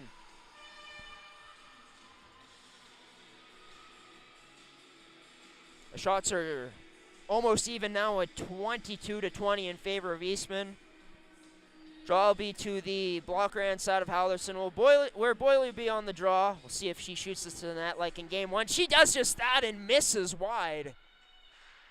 Lexi Remillard, tried to get to that puck, but O'Neill able to get that loose puck and get it into the select zone down below the goal line. Fast there to pick it up. Protecting, pressured by Barilski. Having trouble getting it by her skate, and finally does get it out into the neutral zone. Cross ice where Shelby Staples has her cross ice pass disrupted there by Danielle Hepner, and ends up into the crease of Rachel Halderson. Be a new line out and new defense out for this Eastman Selects team. Interlake also getting a change. It'll be Chloe Minkus going up against Shan Scott Cook in the draw. Won by Minkus.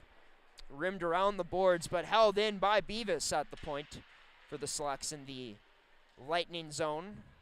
Yan Chishin now off of the boards to Win Ross. That face-off circle down low. Gets it to the middle and now into the neutral zone for Wong. Draw pass to number 5 in Chloe Minkus, but she's disrupted there.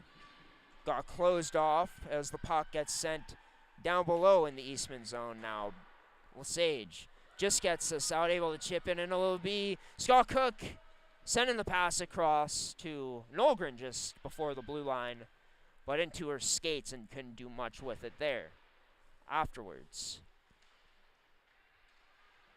It's in the opposite corner, furthest from us now in the Interlake Lightning zone. Yan Chishin catches up to the pass. Can't go much further, though, as got closed off, and Lesage was right there to send it in deep just past the red line. Backhand up. It's O'Neill into the middle for Delaney Rigo. Gets that across, trying to for Yan Chishin, but she was staying at her post, and Eastman was able to get to it first. But Interlake trying to work this past the Eastman defense now in the neutral zone. Again, can't quite get it past. At least Steve's taking a pass in her skates. Past the blue line now, drops it to O'Neill. Her shot can't get through, blocked by the skates of Lauder, but Steves now gets it to the net. It's a loose puck, picked up in the boards furthest from us by Ginger Fast, who rims it around. McKenna Steves now through, deflected over top of the net.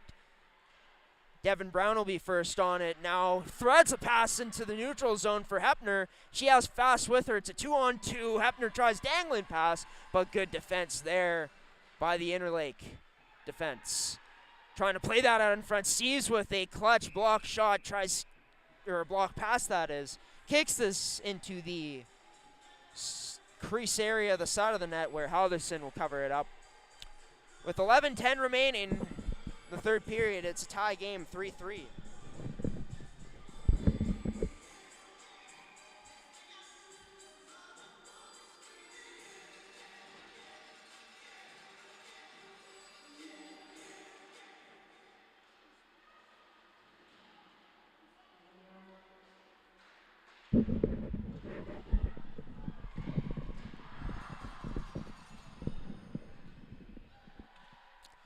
Scott Cook so close on her chance there in front of the net as we remain tied with 10:50 remaining. Interlake, Winross getting that by number 18 in Carrier at the blue line. Interlake able to get back into the neutral zone again. It's Wong trying to muscle her way past down that left side. And Lexi Remillard, but couldn't. Shan Scott Cook, first one to get back on that puck, sends it to Carrier, up to to Isabella Carrier from Chloe Carrier. So the puck sent in again to the select zone. Sire trying to get onside. She does now. Interlake able to attack again, but this puck already into the neutral zone. Off of the boards. Back into the Eastman zone now, but turned over just outside of their blue line. Interlake gets all their girls onside before dumping it in and going on for an attack. Here's Vaderigo now. Her shot, and O'Kennedy Oriana with a huge save there on Vaderigo, with one of the best chances all night for this Interlake Lightning team. So close to giving them a lead here in the third period to go up 4-3. Lexi Waddell coming off of the ice now.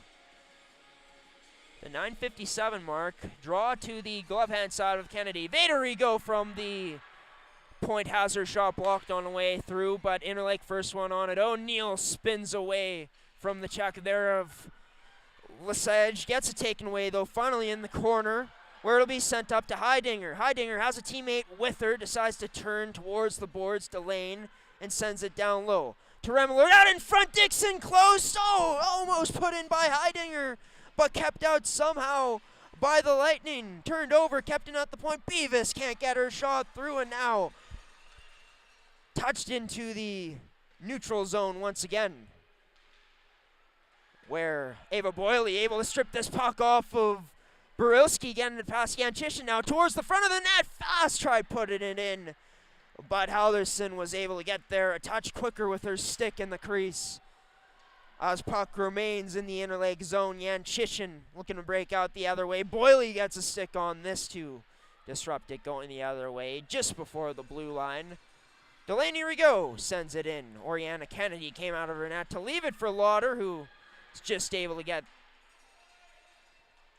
evading away the pressure of Minkus out in front of the slot. Shot there, and oh, disrupted was Winross with the shot. Rebound there again. This time, the Selects able to survive in front of their own net. Interlake couldn't keep the puck in, but it's back in again. Winross, her shot blocked. Tried getting it on net, but couldn't. Again, Charlene won. Now into the slot. Here's a chance. Minkus backhand. Can't get past the skate of Cheyenne Scott Cook, who's able to make that first pass up to Ginger Fast. Fast now looking to dangle in. Nutmegs, but oh, taken out by the body, going to the net. There'll be no call on the play.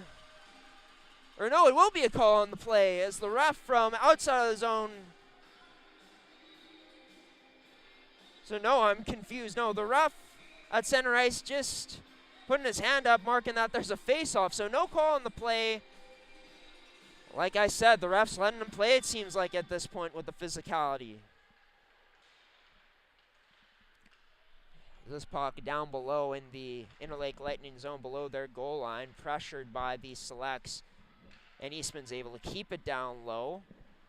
Nice job playing that to Nolgren behind the net. Nolgren goes back to that side where Carrier once was. Now up to the point to Chloe Carrier. Through shot, rebound. Oh, couldn't settle down for Carrier to bang home at it. Puck ended up back in the crease of Halderson, where the Team Manitoba goaltender covers it up again with 7:36 remaining in this third period.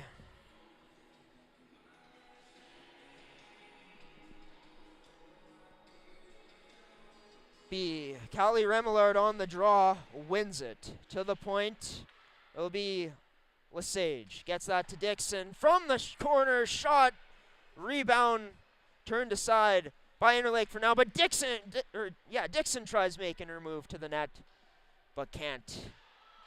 There'll be a drawn penalty here coming up. Just kidding, the refs not leaving their whistles in their pockets. This will favor Eastman. Interlake will be going to the box for the next two.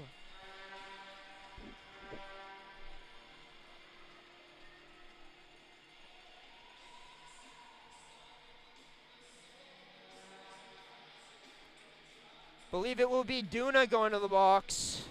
2 minutes for a hook. Seems like it will be the call, and that'll give Eastman a glorious opportunity to potentially get a game-winning goal lined up. Nolgren plays it to Fast right off of the draw, but Interlake gets possession of it and sends it down right away. Kennedy out of her crease to play it. Instead of leaving it, makes a pass. Nice one, connects to Heidinger. Pass to the face-off circle at center ice to Boyley. She just gets this in to the Interlake zone now, where Interlake looks to clear, but nice stick by Ginger Fast. to disrupt that and keep it in for the time being. Nolgren at the point, shovels this down low to Boyle. Boyle fans on the pass initially, gets it to Fast. Left face-off circle up top to Nolgren. Her shot through, rebound there, Fast. Shot again, side of the net, Heidinger couldn't settle it down. As Interlake survives for the time being. Shot one-timer, Hepner gets it turned aside into the corner by Halderson. Loses her balance, does the splits, tries to get set again. Trying to just get it out or get a whistle as Interlake. They finally do. Halderson resets. And Eastman will look to do the same, resetting.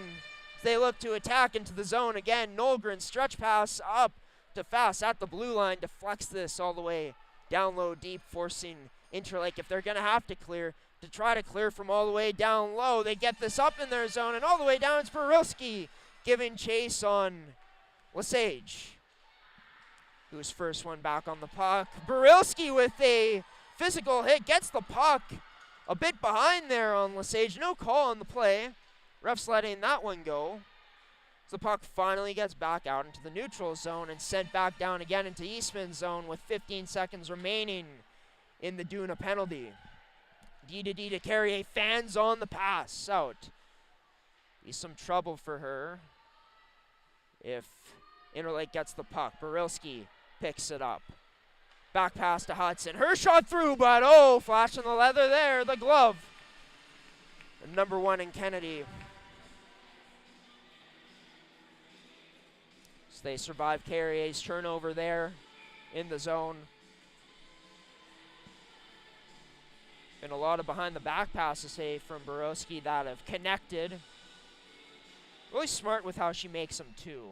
Make sure they're going to be wide open chances to get that puck that way to the net. Dune out in front, loose puck there again, batting at it. Was Sire out in front again, but covered up this time well by Fast, picking that off in the slot. Fast able to get it out. Nice hand-eye by Boyle. No high stick on the call. Sire able to come in now. Off the backhand, down that right side. And it'll be a delayed penalty coming up as Sire draws it, going down behind the Selects net. And Sire is still slow to get up.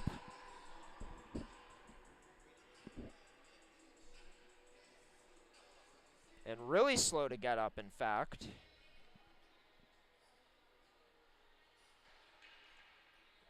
That an assistant for Interlake is coming out on the ice. Once again, folks, we will... it does look like Sire is actually getting back onto the ice now on her feet. On her skates, as I should say. She's talking with the trainer. Giving a pat on the back of Oriana Kennedy, too, as she's on her way through. So, for the next 2 minutes in this one with 4:38 remaining,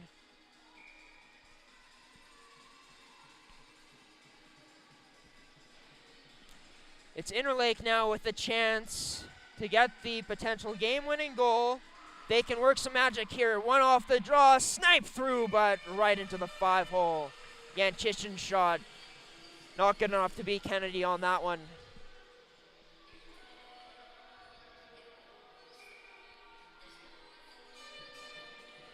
O'Neill on the draw, going up against Danielle Hepner. Hepner will win the draw, this time for Eastman as they bank it off of the glass, but can't get it out of the zone. Chloe Carrier now sends that D to Lesage. Can't get it out, though, as Lesage is held in by the skates of Vaderigo. This one finally does get out, as Interlake has to set up in the neutral zone. Georgia O'Neill tries working this up the boards along the Eastman bench, but can't. This gets turned over and sent all the way down into the Lightning zone now, where Halderson will stop it up. Borilski off of the backboards, going D to Yanchishin, who gets this into the neutral zone for O'Neill. 2 goals in game 1. O'Neill tries dangling through, but can't quite complete the move there on Beavis. Good defense from number 7 up to the point to Yanchishin to Delaney Rigo. She surveys, goes across to Minkus. Her shot for rebound there. Shot, oh! Kennedy somehow keeps it out to make the save up to Yanchishin again. Shot through, blocked. Trying to poke at that loose puck as Interlake can't. Still keeping it in. One-timer now, shot there. Rebound, oh, what a defensive play by Eastman. Just keeping it out of their net. Another shot, Kennedy with a huge glove save. Boyle recovers behind the net, but she still can't get it out. Held in by Vaderigo. Kicks it to Yanchishin, wide of the net, looking at a deflection on that shot. As Vaderigo now knocked to the ground. Ginger Fast trying to get it out, but still can't win. Ross clutch play with the skates to keep it in. Finally cleared out by Eastman, but not too far as Interlakes right back in the zone. Trying to get that to the point to Yanchishin was Minkus, but had disrupted by Heidinger. Below now, the zone in front again, and Kennedy might have just kept that out. It's sent all the way down into Interlake zone for an icing by Eastman. And oh my goodness, so many chances for the Interlake Lightning, but the Eastman Selects wouldn't quit. Oriana Kennedy wouldn't quit. We're going to get a timeout here coming up. As thank you to whoever called that, as we can rest for the next 30 seconds here. My voice, that is.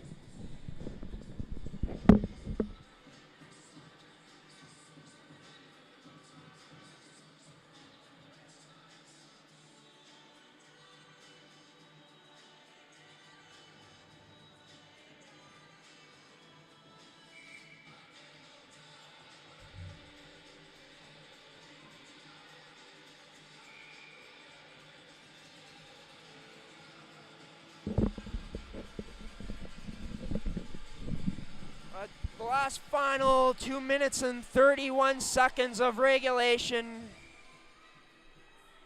It is even strength. Shots are 30 apiece. This game close like all the rest we've seen so far, and looking like this will be decided by 1 goal. That shot almost getting through side of the net.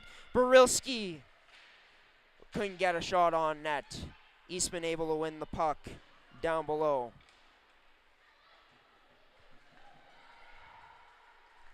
And eventually cleared out of their own end. But here comes Interlake the other way. Shot from a far away. A far ways away, that is, but high of the net, sent all the way down into the Eastman zone, or into the Interlake zone by Eastman, where Anthesen is back out now. Ends up turning the puck over, though. Dixon out in front. Blocked up. Couldn't find anyone there. Chloe Carrier along that left side. Outside that left face-off circle. In the corner. Puck loose. Or sorry, no, it wasn't loose. So that's why it ends up getting stopped up. It was a dead puck on the play. So I do believe the face-off will be to the left of us here, to Halderson's right in the Interlake Lightning zone. As Boyle in on the draw. Look for that shot off the draw. This time Minkus defends against it well and takes away her stick as it's cleared out into the neutral zone by Interlake. Holding this puck along the boards to Selects players. It gets into the possession now of the Lightning as they bank it off the boards into the Select zone all the way down and below the goal line as the Selects look to break out the other way. Here's Ginger Fast looking to make it to the puck, and she does first. Gets that to the middle for Boyle, but just out of her reach in the Lightning zone. Lightning able to turn this over and go up the other way now. It's Vaderigo, who, not with a ton of speed coming in, gets a shot on net on Oriana Kennedy, and hey, it's pretty good there with a minute 02 remaining.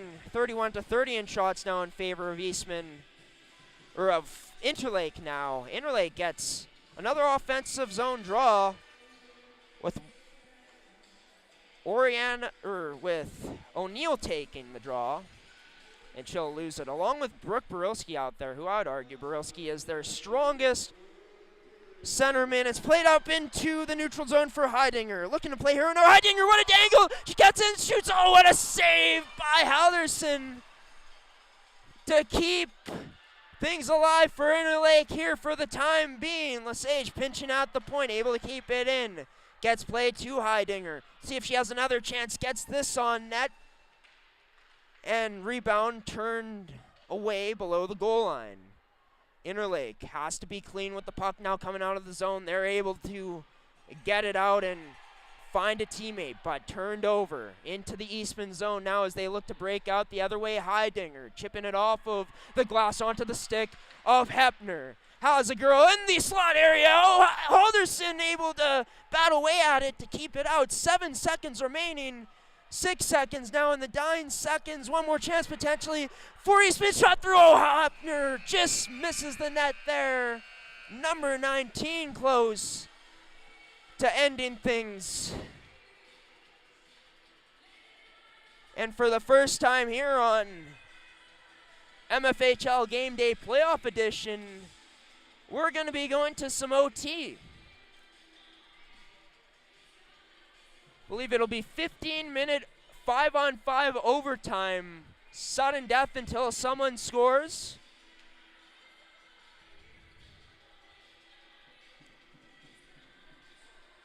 There will be no shootout, of course, and this series can't get any closer in terms of the finish as we've had here tonight. 3-3. Interlake started off with the lead. Eastman responded. Then Eastman had the lead heading into this period. And Interlake was able to respond with a huge goal of their own. Halderson has made huge saves down the stretch. So is Oriana Kennedy. You could argue once again that Interlake has looked like the better team in this hockey game. They've just left their chances off the board in this one.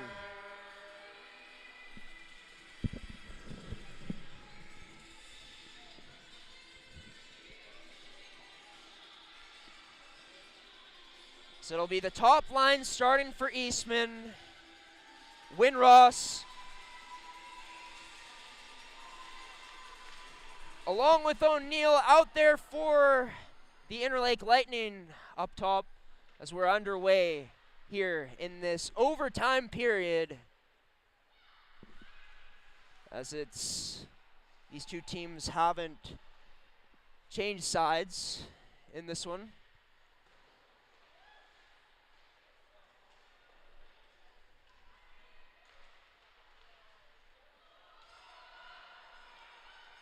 Interlake, first ones to get on it in the neutral zone there. Borowski couldn't send it in deep. And Eastman finally does have this sent in deep into their own end. It's a delayed offside on the play up top into the neutral zone for Ginger Fast. As she plays this in deep now into the Interlake zone as she goes off for a change, getting some fresh bodies out. Now, as it's in the corner, O'Neill getting pressured along with Remillard and Heidinger in there to forecheck for Eastman. Interlake looking to get this puck out. Now takes an odd bounce, and this could be in the favor of Eastman, but it's not. As Duna able to get on that puck and get it to Vaderigo, who's unable to get it out. Held in at the line by Beavis. Gets knocked down, no call there. Duna now taking it behind her own net for Interlake as she starts the breakout. Onto the stick of Vaderigo, and she dumps this in deep on Kennedy, who decides to come out of her net to play this one. Well, Vaderigo gets this down low for Minkus. In front shot, oh, Kennedy makes two glorious saves.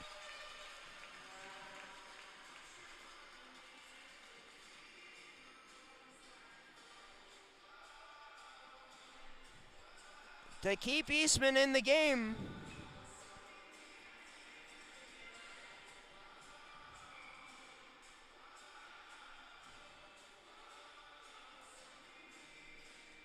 It'll be O'Neill on the draw for Interlake now, with Barilski at the point. Bit of a different setup here for Tatiana Rafter. Draw one by Hepner in the select zone behind the net. First one to be on it.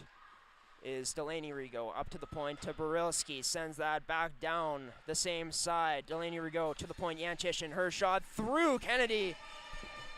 Able to swallow that up and cover things up. With a bit more time remaining. Well, not a bit more time. A lot of time remaining in this OT period. So it's 7:52 left on the clock. Of course, we'll go into double overtime, folks.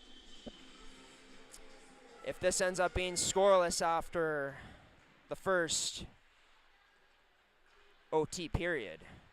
It's Timchak along the boards furthest from us, battling along with Brown. Loose puck picked up by Wong. Try getting that to Barilski, but pass off at the point as they tried to go cross ice with it. As this now getting past Barilski. Oh, Heidinger now with the chance to end it. Heidinger in alone. Oh, what a save by Hallerson again. Her number 30 doesn't want to go home just yet. As that puck out of play into the Interlake zone. And for a second time in a row, she's been able to stone Heidinger.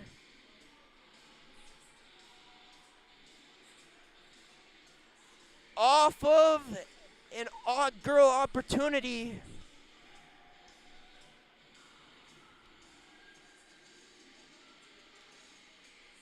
I mean, Halderson had a .948 save percentage for a reason in the league this season, the top in the league. Had 6 of the 10 wins that Interlake had this season. It's in their end as Ann Thiessen with it. Tight turning below her own goal line. Plays it to Yanchishin. Now back towards the area for Thiessen, who sends this up. Ends up into the Eastman zone now. Played off of the boards. And picked up by the Lightning in the neutral zone, where Nolgren will take out a Lightning player into her boards. That's Yanchishin. 3 players from each team along the boards. They're trying to get this puck out. Trying to get it loose. It's the Selects who do. And send it all the way down into the Lightning zone. All the way down for an icing, that is.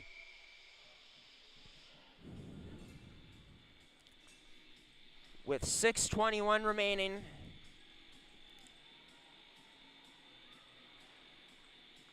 It's the Lightning with another chance here.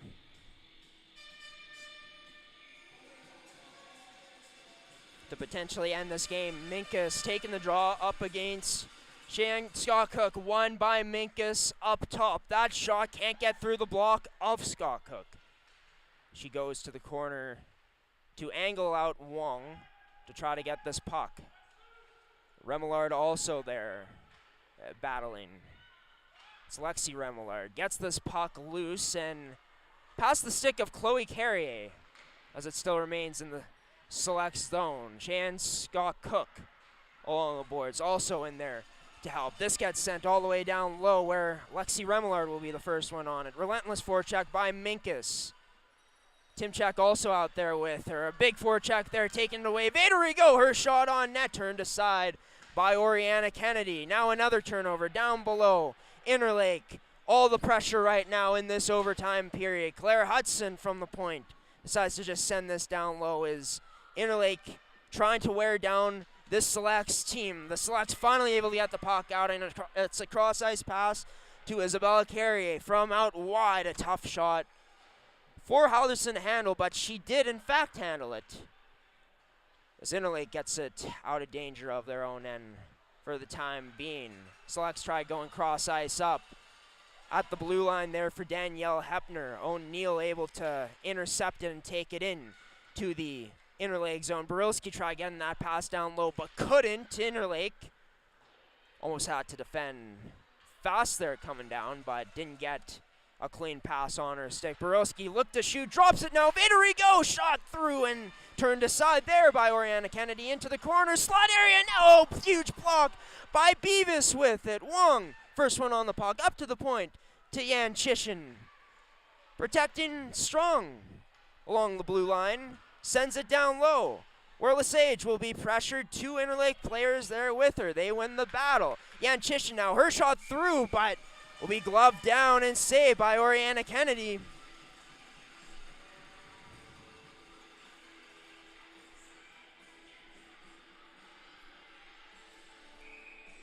with 4:19 remaining in this first overtime period. It's been all Interlake lately, and that forecheck has just been too much for the Selects to handle so far. And Thiessen from the point, shot doesn't get through all of the traffic. Loose puck down below. Who picks up first? It's going to be the Lightning. Winross trying to get that puck out in front. She does to Minkus, but has her stick tied up well there by Callie Remillard. Fans kind of maybe felt like it should have been a penalty. Perhaps, maybe. Minkus back on it in the neutral zone, getting harassed there by Heidinger, who's not giving up, not quitting on this play. Just past the red line. The Selects able to send it in deep and go off for a change, getting fresh bodies out. Nolgren able to jump this puck. It's down below the goal line in the Lightning zone. Two Selects there. Shanscott Cook along with Nolgren. They lose the battle as Interlake able to come out with the puck and send it all the way down into the Select zone, where Borowski will be chasing, trying to force a mispass out, but it's not. It's to Nolgren, as Nolgren down that right side, looking to dangle through, but can't. Through the defense, loose puck there, Shanscott Cook, nice defensive play out in front. Another chance for Shanscott Cook to shoot. No icing on the play here,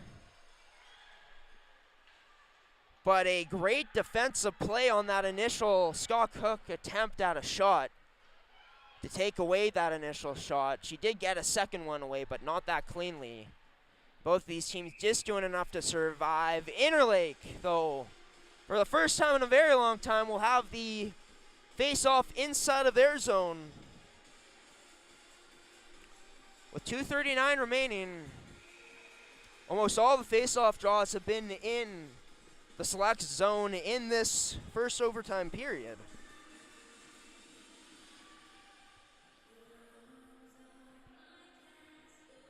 As Hepner will be on the draw. Loses this to Minkus. The puck gets sent out of the Lightning zone. Now Lesage unable to get this up cleanly, though. And here comes Interlake. It's Minkus down that side. Burns to the net. Getting to the net. Nice defensive play by Lesage, though, to get a stick on her at that last moment. Or otherwise, Minkus would have had a clean dangle opportunity on net. A bit of trouble at the side of their own net there where the Selects had. No matter, though, they get this all the way down. No icing on the play. And back into the Lightning zone where they're looking to force a turnover. Gets on the right face-off circle.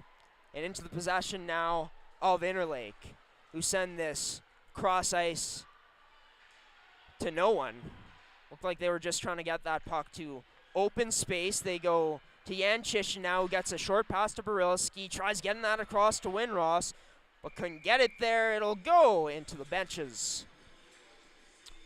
So with 1:35 remaining, the first OT, of course, we will be going to a second OT if we do remain scoreless in this one. Callie Remillard out there to take the draw. The Heidinger line out against Barilski, who's back to taking face-off. She won it. It's Chloe Carrier. Jumped up into the neutral zone, onto the stick of Heidinger now. Gets that shot on net. Redirected into the corner by Halderson, out of danger. The Selects now with a chance now to work this to the net. It's Callie Remillard, or Lexi Remillard at the point. Sorry, her shot just wide. Chloe Carrier pinches up to hold strong near her own blue line. As we go into the last minute of play of the first period of overtime here. To Nolgren, up to Isabella Carrier, who tried redirecting it to Shanscott Cook, but couldn't. As Beavis gets pulled down, penalty here coming up on the play. An unnecessary use of the body there will cost Interlake a 2-minute power play. So for the last 38 seconds of overtime one, it'll be Chloe Minkus letting her frustrations come over just a bit too much. It'll send Eastman to the power play.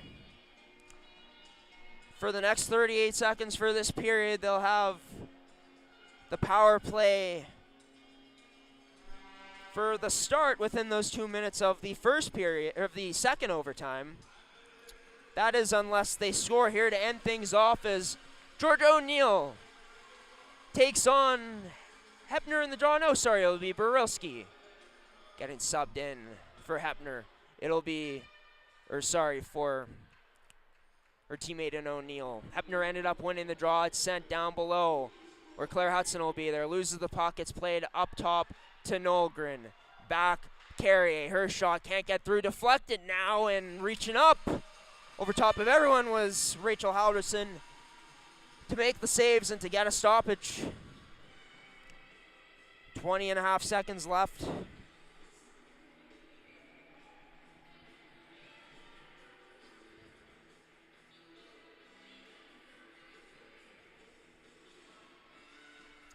Hepner ties up in the draw, fast with the shot, and oh, the glove save there to Robber. Rachel Halverson does not want to go home yet.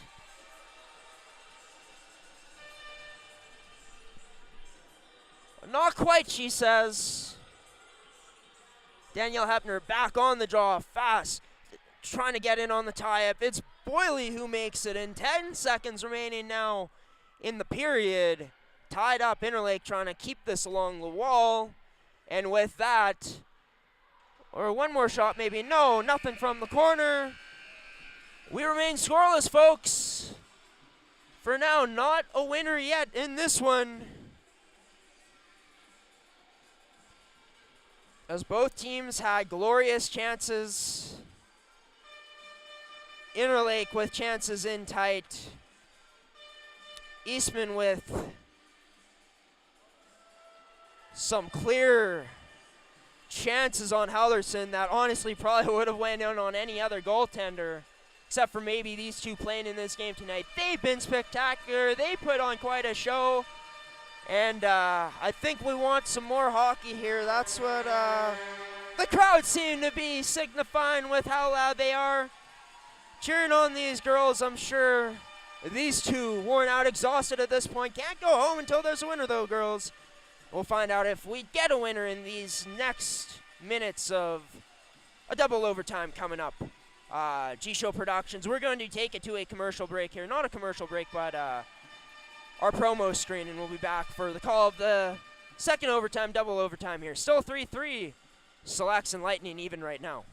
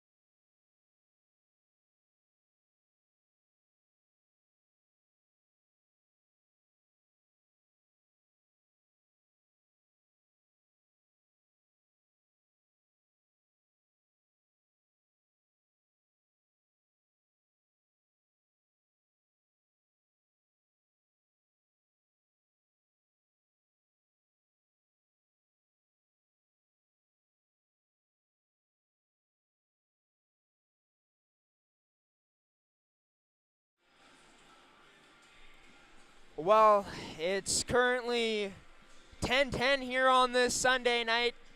It's a work day tomorrow for most. For us as well, but guess what?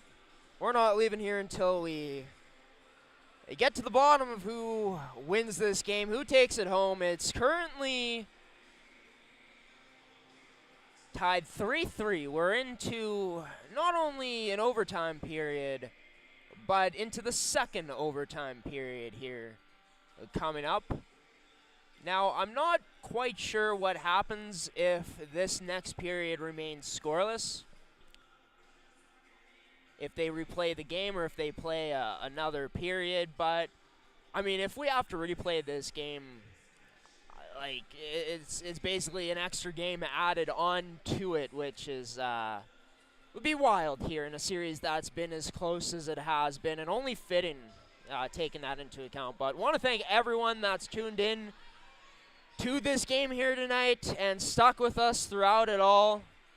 We hope that you've enjoyed our coverage of MFHL Playoff Game Day here between the number 3 Eastman Selects and the number 6 Interlake Lightning as we bring up the score right now.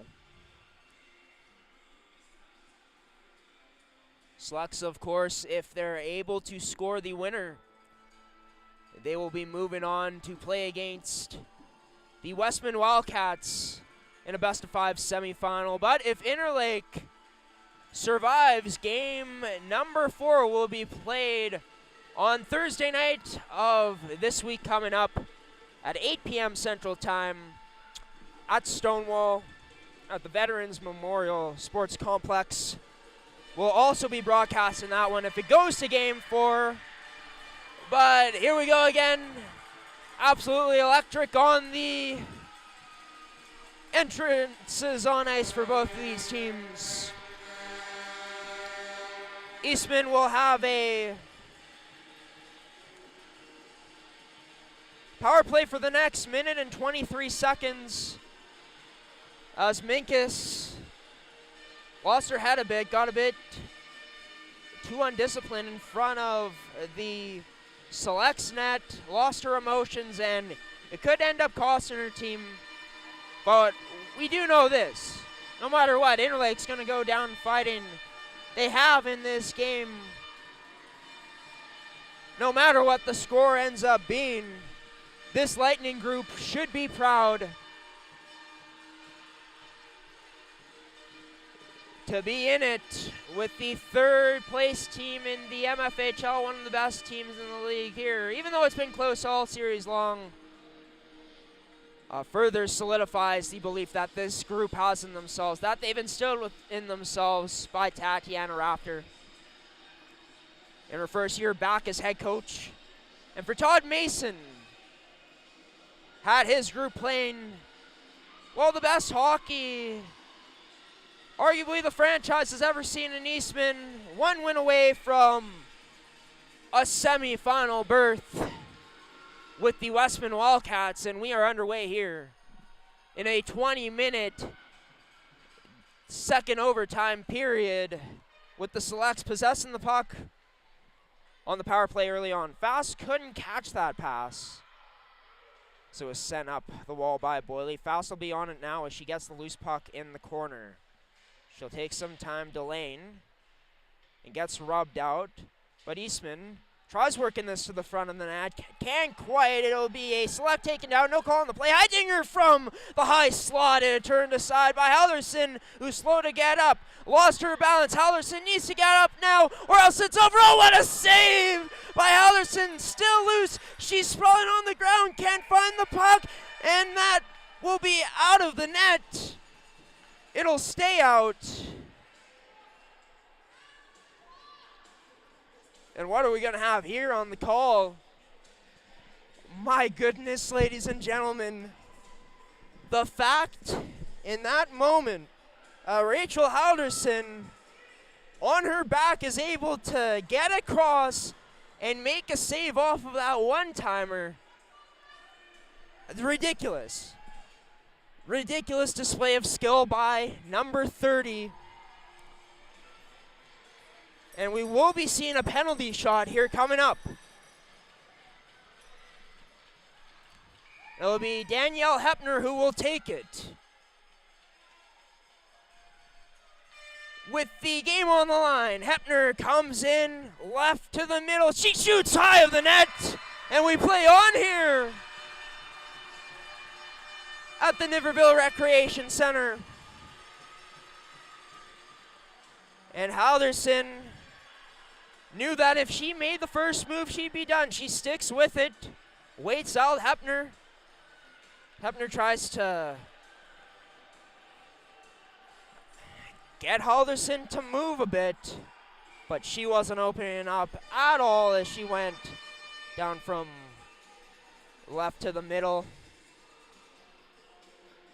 The face-off will be just outside the Interlake zone. Be Borilski on to take the draw against Boyle, won by Borilski, but first one on it will be Hepner. Beating Steves to the puck versus Steves, and now O'Neill in there. Steves pinning up Hepner as Hepner gets loose with this puck. Gets it up to Boyle, up to the point to Heidinger. Nice move by Heidinger to cut in. She shoots now wide of the net, high of the net as I should say, and it's onto the stick of Hepner. Up top to Nolgren, back to Hepner, across to Heidinger. That pass though misses off her. 4 seconds remaining on the power play. Chance shot through, and Hallerson could see that just fine off an Nolgren shot.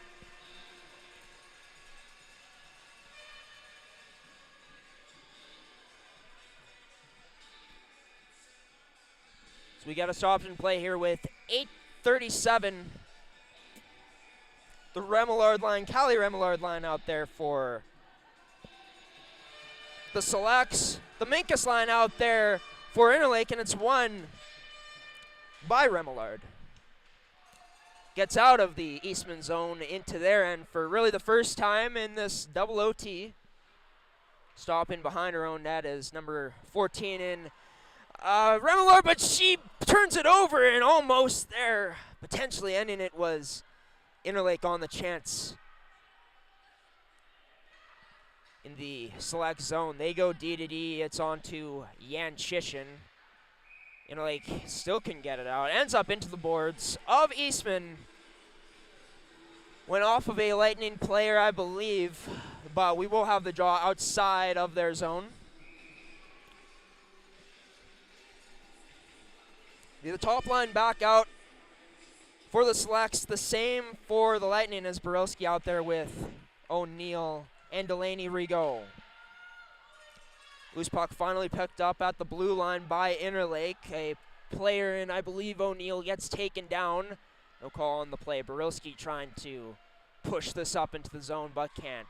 Onto the stick of Delaney Rigaud, who drops this to O'Neill, but she'll be contested by Fast, who sticks it away from her. Loose puck in the slot for a moment, but sticked away by Eastman. Fast now, just clearing it out of the zone on a delayed offside for Interlake, as Eastman has some time to work this up, but a blunder on the play there.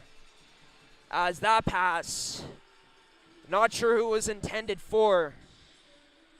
It'll put Eastman onto a defensive zone draw.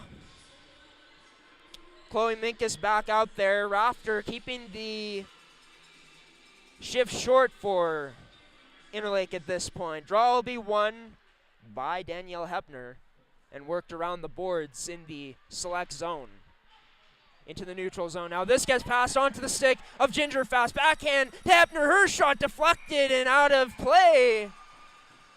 Not quite sure. Couldn't catch who that Interlake defender was, but potentially a game-saving deflection there. You know, Hallerson has been so good at making the stops on the clean shots through her.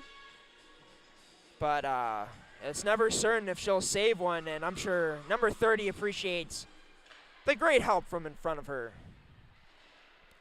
this period. Pinching is Brown at the line. Kept it in for a moment, but sent all the way down again for an icing now.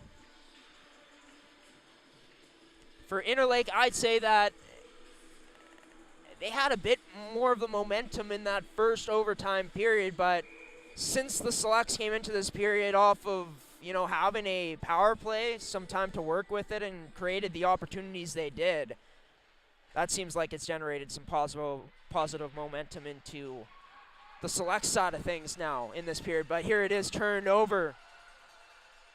Momentum could mean nothing here. Wide, below the net. It's to Borilski now for Interlake as they gain the zone. Borilski along the wall, protecting, gets all the way up to the point almost before sending it down low to Delaney. Rigo dangles into the middle, gets disrupted though with a good Select stick on a good defensive play. Oh man, a call coming up here.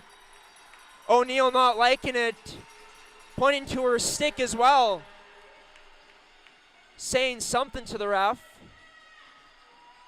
But it will be Interlake going back to the penalty kill, putting Eastman on again. Georgia O'Neill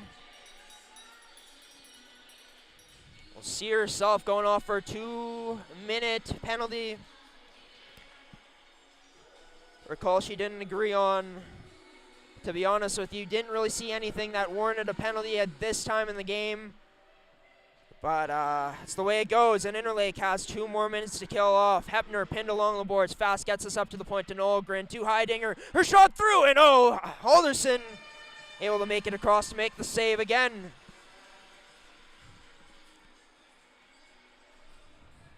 So that's a play that Eastman really likes to go to. Win the battle along the boards. Draw some more Interlake defenders to you, and that gives you even more advantage, more open ice to the next player that gets the open puck, and they're able to work it around up top, setting up the nice triangle, and having success feeding Heidinger on the cross ice passes, even though they haven't connected all the time. In the Select zone now, Borilski able to gain possession of the puck, and she controls it, strong on it. She protects, backhand pass, shortly gets it back, and now decides to dump it down, which just makes it past the line where Heidinger was creeping there.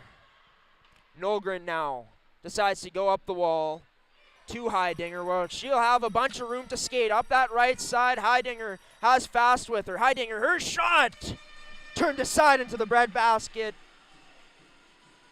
of Rachel Halderson. With 1:04 remaining on the power play now. We've seen Heidinger getting loose really all series long.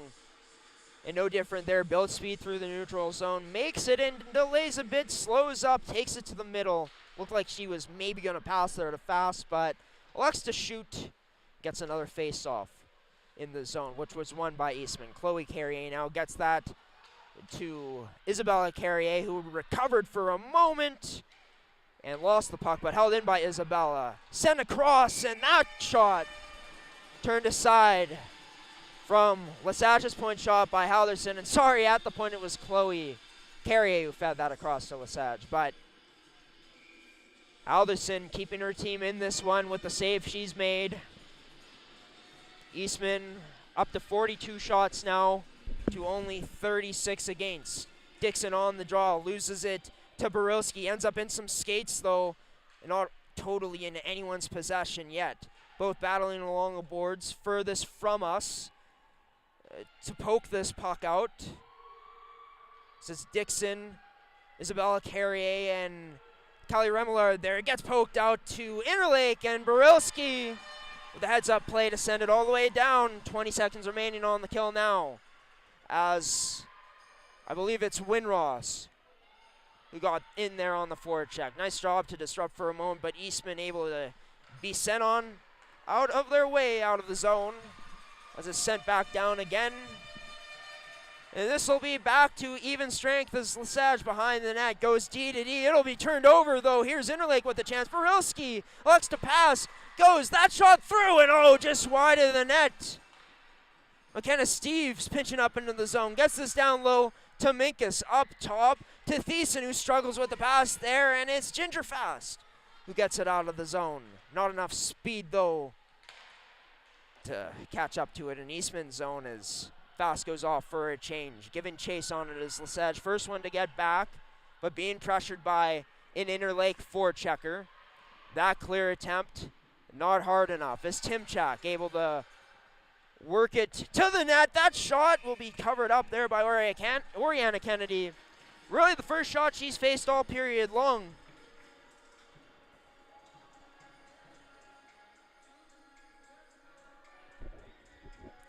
We had a stoppage with 13:45 remaining. Barilski to take the draw.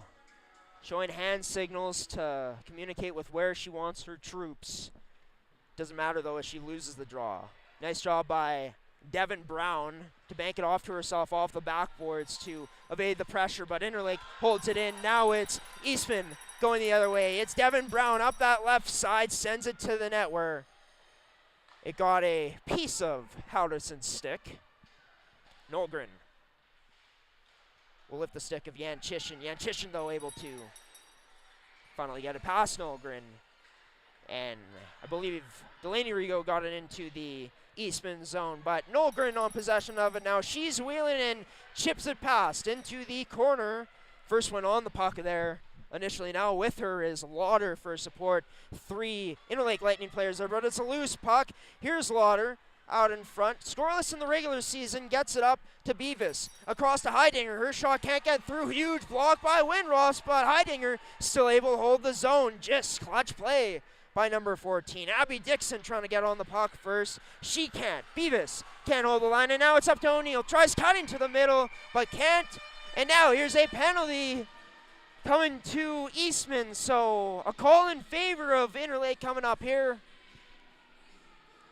It'll be Abby Dixon going to the box with 12:34 remaining in this marathon of a game that keeps going on and on and on. But now Interlake calling a timeout, I believe. As both these teams, I mean, even though they got some rest, giving each other some rest here even more, about 30 seconds of it, and also some time to, communicate how you want things to be set up. I think if you're the Interlake Lightning, honestly, you find a way to get this puck on the tape of Kate, of Claire Hudson, number 13. I don't see her out right now, but you got to find a way to get her on the power play. I mean, Thiessen can move the puck well with her stick handling, but Hudson is at another level. She led the team in goals this season. She's had beautiful silky dangles that has been effective in getting past defenders and has great vision on the power play. Surprised not to see her out here, but still Interlake with some pretty darn good players out there for themselves. Vader Rigo and Barilski at the point. It's onto the stick of Rigo. Barilski one-timer, but she fans on it. Interlake still able to hold possession of the puck, though. Goes cross ice for Vader Rigo up top. And Chishin, her shot through, and bit of an awkward save made there by Oriana Kennedy, but nonetheless a good save outside of the net to O'Neill. This gets rimmed around and too fast, and Boyley able to make it onto the puck first, trying to dangle through Jan Chishin, but can't. Oh, Jan Chishin, the skate saving her right now. Vader Rigo drops upon entering. Delaney Rigo can't cut in there. Was picked up by Barilski, holds it in to Claire Hudson. Now her shot through, deflects on net, and Kennedy with good focus and a whack on the back of Delaney Rigo's pads afterwards. She didn't like that extra tap afterwards. After the whistle had already gone, she had it already covered up. So minute 10 remains in Dixon's penalty. A minute or 11:44 remaining in this game. Chloe Minkus to take the draw now. It's held up at the point by Ann Thiessen across to Hudson. Shot through, almost backdoor tip there. for, I believe, number 23 in Wong. And here goes Callie Remillard trying to make it down, but Hudson will be there to just get to the puck first. Heidinger tried forcing a turnover with the forecheck, couldn't attend. Thiessen now past the blue line. Thiessen now cutting in. Oh, nice defensive play there. The very last moment by Lesage. That shot can't get through. Huge block by Heidinger. Remillard came in to help. Still loose puck in the slot. Picked up now by the Selects. No, it can't be sent out by Remillard. Finally is, but yes, into the neutral zone and all the way down to the Lightning zone now, where Thiessen will have some time left to break out. On this power play that the Lightning are on right now behind the net, it's Delaney Rigaud going to battle with Lesage. Both of them going down, both of them up on the ice now. So we're back to even strength. Barilski trying to be the first one to the puck there, beating fast just to it. It's up to Barilski now. Will protect Barilski, draw pass to Thiessen. Her shot through Thiessen wide of the net. And that'll be on the stick of Dixon, who's fresh out of the box, sending this all the way down where Fast will give chase, and not fast enough, and Easton will be on the play with 10-10.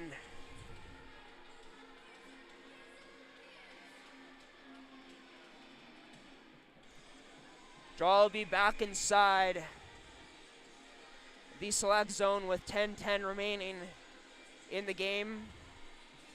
Chloe Minkus back on the draw, and Minkus will end up winning it back to Veda Rigaud. Veda Rigaud throws it on net. Kennedy makes a save. Rebound not given up there by her. 42-40 are the shots now still in favor of the Selects. Fast gets this all the way in to the Lightning zone where Hepner will give chase on Yanchishin, where Yanchishin will cough it up. The Interlake parents wanted a penalty on it there. They felt that Yanchishin got interfered with. Here's a call now coming, and oh, there's going to be mayhem among the crowd, maybe among the benches.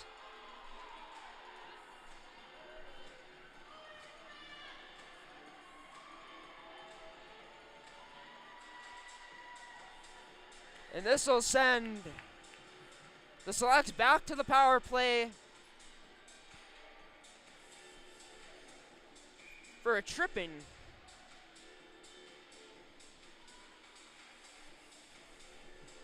Be Kate Yanchishin going to the box.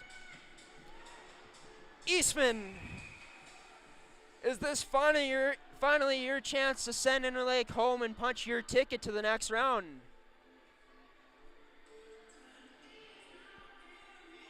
As Brooke Borowski for Interlake gets signaled off the ice. She wasn't one of the original penalty killers that was already designated out there. Draw 1-2 Heidinger. Gets up to the point to Nolgren. Up top, right face-off circle. Heidinger tried going down low. The backdoor pass to Hepner, but out of her reach, her vicinity. The Selects work this down low. It's up top to Nolgren, back to Hepner. Her shot through, deflected. Oh, if it didn't hit fast, that might have went in. Hit her in the back of the numbers, that puck did, as it got deflected in the slot. We play on.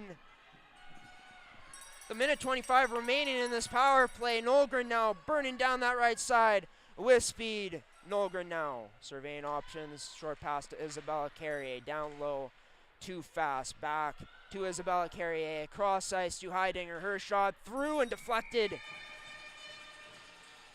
And out of play into the netting as the top unit goes off for Eastman now, and the second penalty kill unit also comes out for Interlake. Now been streaming over 3 hours, almost at the 3:15 minute mark, folks. As this puck gets sent down low to Dixon, plays it up top to Carrier, who has her pocket picked. Isabella Carrier, that is. As Chloe Carrier will look to defend Delaney or Veda Rigaud down that right side. Rigaud just decided to shoot in. Kennedy made a save, and oh, just out of the reach of Dixon for an icing. It will get a face-off with 41 seconds of power play time remaining for Eastman. Inside their own end. With Minkus out there, she'll take the draw. With Barilski alongside her, wins the draw, and it didn't get set right away. Bit of miscommunication off the draw as that went past Barilski off the win. Puck sent into the select zone now. It will be Cassidy Lesage. Hoppin' puck skips over Callie Remelard's stick. Remillard gets this to the net now after poking it off. Barilski knocking it off her stick, and will create another opportunity for 20 more seconds for the top unit, power play unit for Eastman to come out.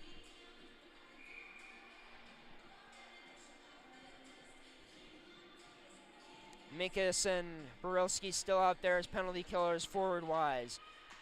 For Interlake, one by Minkus into the corner, but two selects on her. Boyley in for support. Tries getting that to the front of the net. It's on the side of the net, or the back of the net now. And we'll get a dead puck on the play.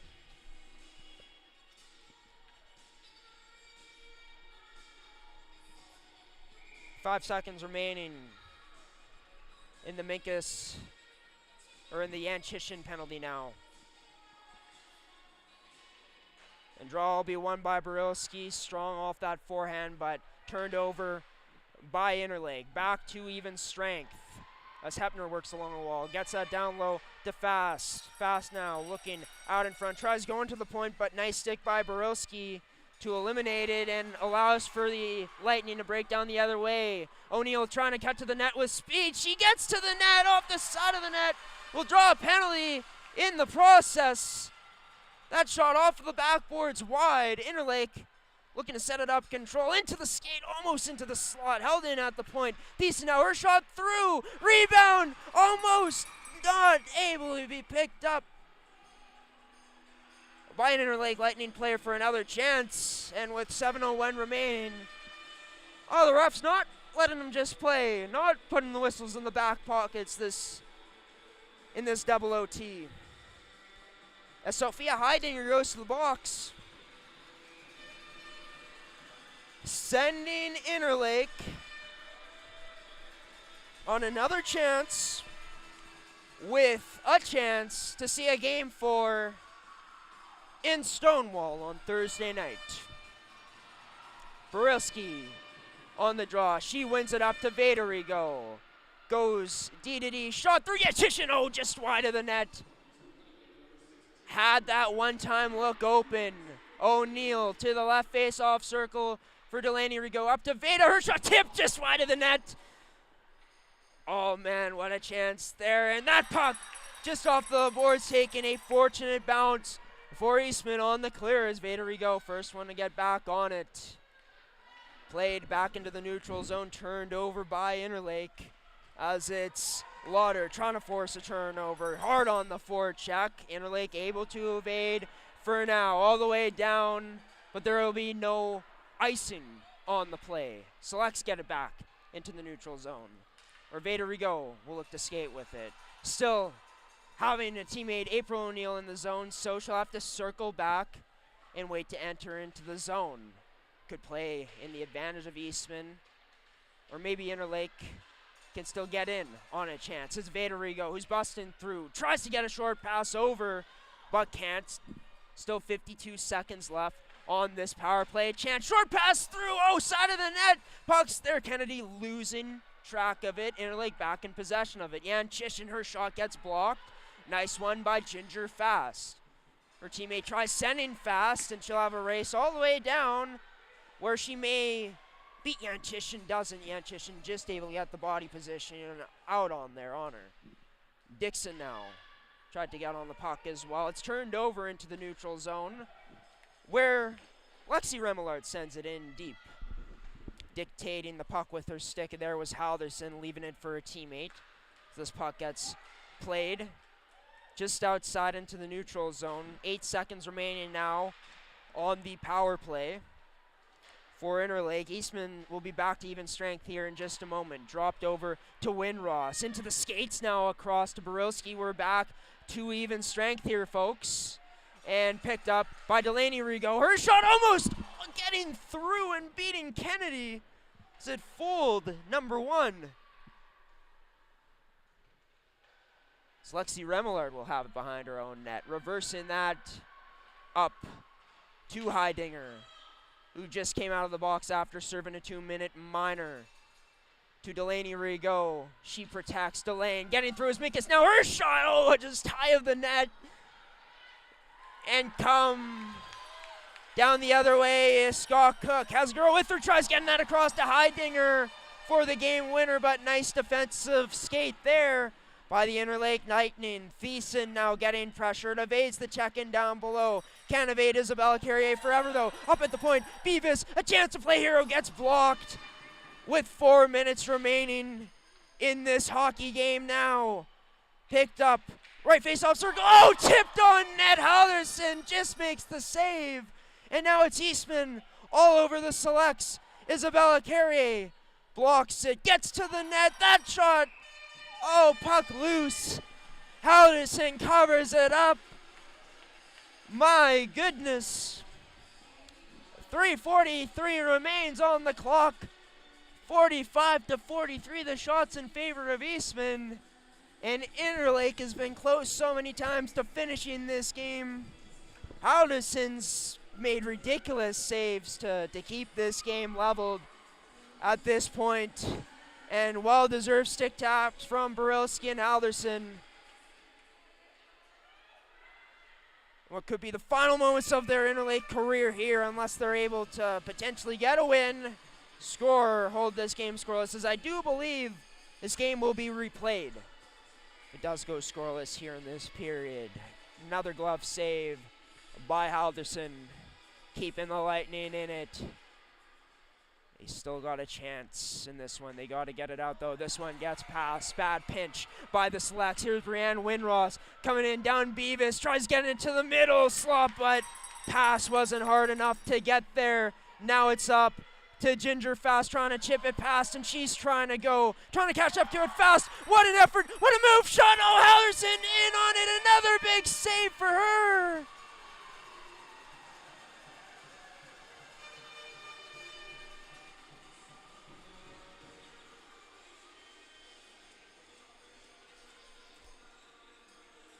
And the Selects captain,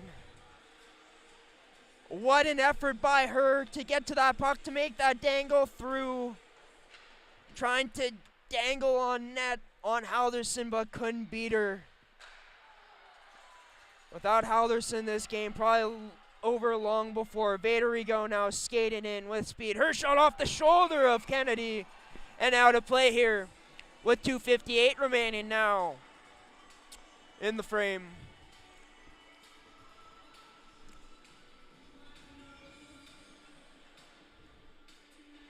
Delaney Rigo out there along with Vaderigo, Minkus, and Georgia O'Neill.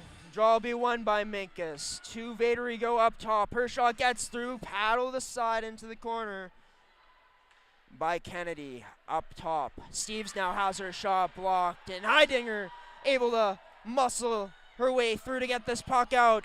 Gets it all the way down low, where Abby Dixon will be first on it. Wins the race, or the battle rather, on the puck there on Vaderigo.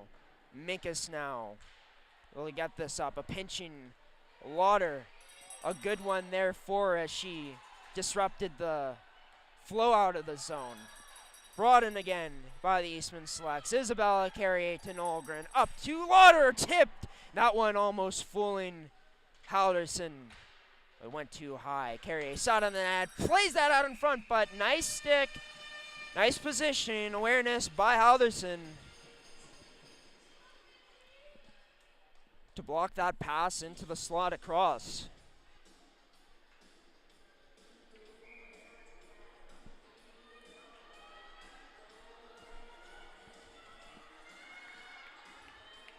Ava Boyley to take the draw in against Barilski. Boyle plays that towards the net. Didn't get there all the way, though. Hepner tried going up to the point, but couldn't. Now, here goes Interlake. Wong with the chance, gets that up to Windross. Her shot scores!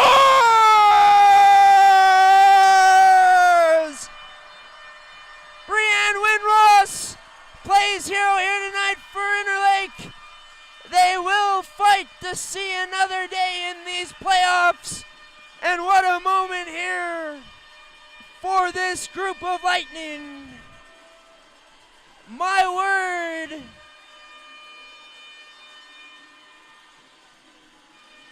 What a game. What a finish. It came down to the little things in the end, the little bounces that didn't quite go Eastman's way.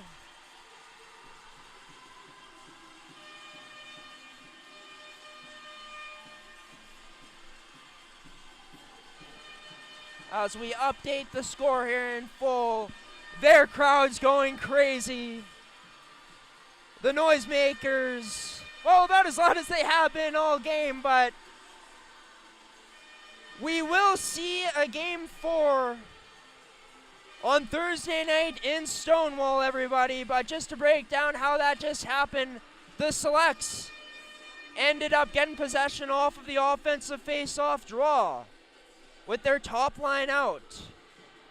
But Hepner tries getting the pass to the point where it's really wobbly, didn't settle down the puck before she passed it, and it's way off. And two Interlake players at the blue line there are able to disrupt, send it up, and Charlene Wong with maybe the biggest play, the biggest pass of her career, which this could have been her final game since she is aging out after this year, one of the 3 grade 12s on this year's team. Sees that Brianne Windross is right with her.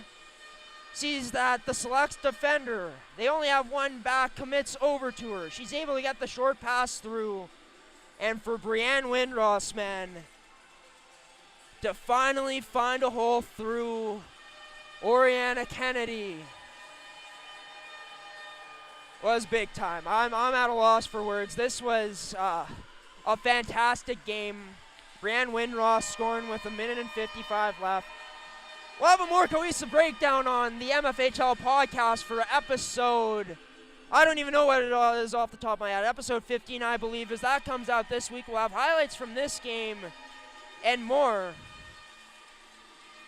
But we'll also edit this. The Selects now lead the series 2-1.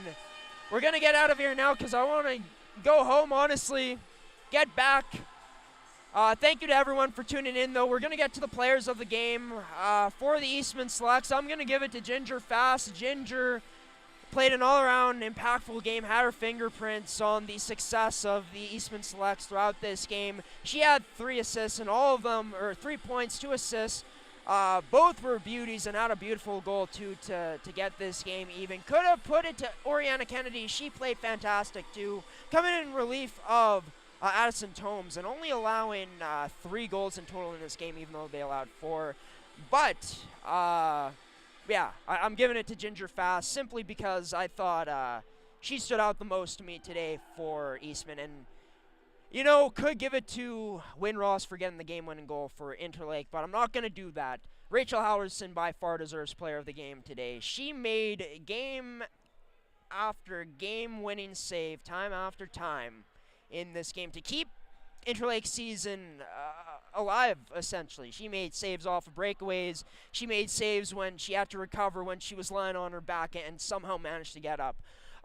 45 saves on 48 shots. Incredible. That's what Interlake needed tonight, and they capitalized on their chances, man. A huge one from Brianne Windross, number 16 assistant captain, playing hero tonight in Niverville. Just to show you guys, we'll see in terms of the upcoming games here. So Thursday, Yellowhead and Winnipeg. If Winnipeg wins on Tuesday, then that game won't be played. But if it is, that one will be played at 7:30 p.m. at Seven Oaks Arena. But the one will be broadcasting will be 8 p.m. will be at the Veterans Memorial Sports Complex in Stonewall to broadcast that game on G Show Productions. This Thursday night, puck drop at 8 p.m. And then Yeah, pregame show will be at 7:50. I feel like I'm losing my train of thought here. Been talking for so long, almost, well, yeah, over 3 hours and 30 minutes. Thank you to everyone that tuned in once again, though. You made this the, I think, most watched stream live in MFHL Playoff Game Day history, so thank you for that. Thank you to Midcam Fasteners and Tools, Terrico, and Goaltenders for sponsoring MFHL Playoff Game Day Hockey here tonight and for supporting gshow Productions, gshow.ca, and Manitoba Female Hockey here in this province. The Selects had a chance to punch their ticket on to the next round into the semis, but Interlake had some other plans here tonight. Off of the back of Halderson and getting some clutch performances in front. Brianne Winross, that is number 16 assistant captain, scoring the game winner and forcing a Game 4, which will be played on Thursday night in Stonewall. Until then, folks, I've been your play-by-play commentator, Graham the G-Show Forsyth of G-Show Productions, signing off now and saying so long on this Sunday night. Have a wonderful week of work, everyone. A wonderful Monday. Have a safe week out there, and we'll see you later. Selects fall 4-3 in OT, double OT to the Lightning.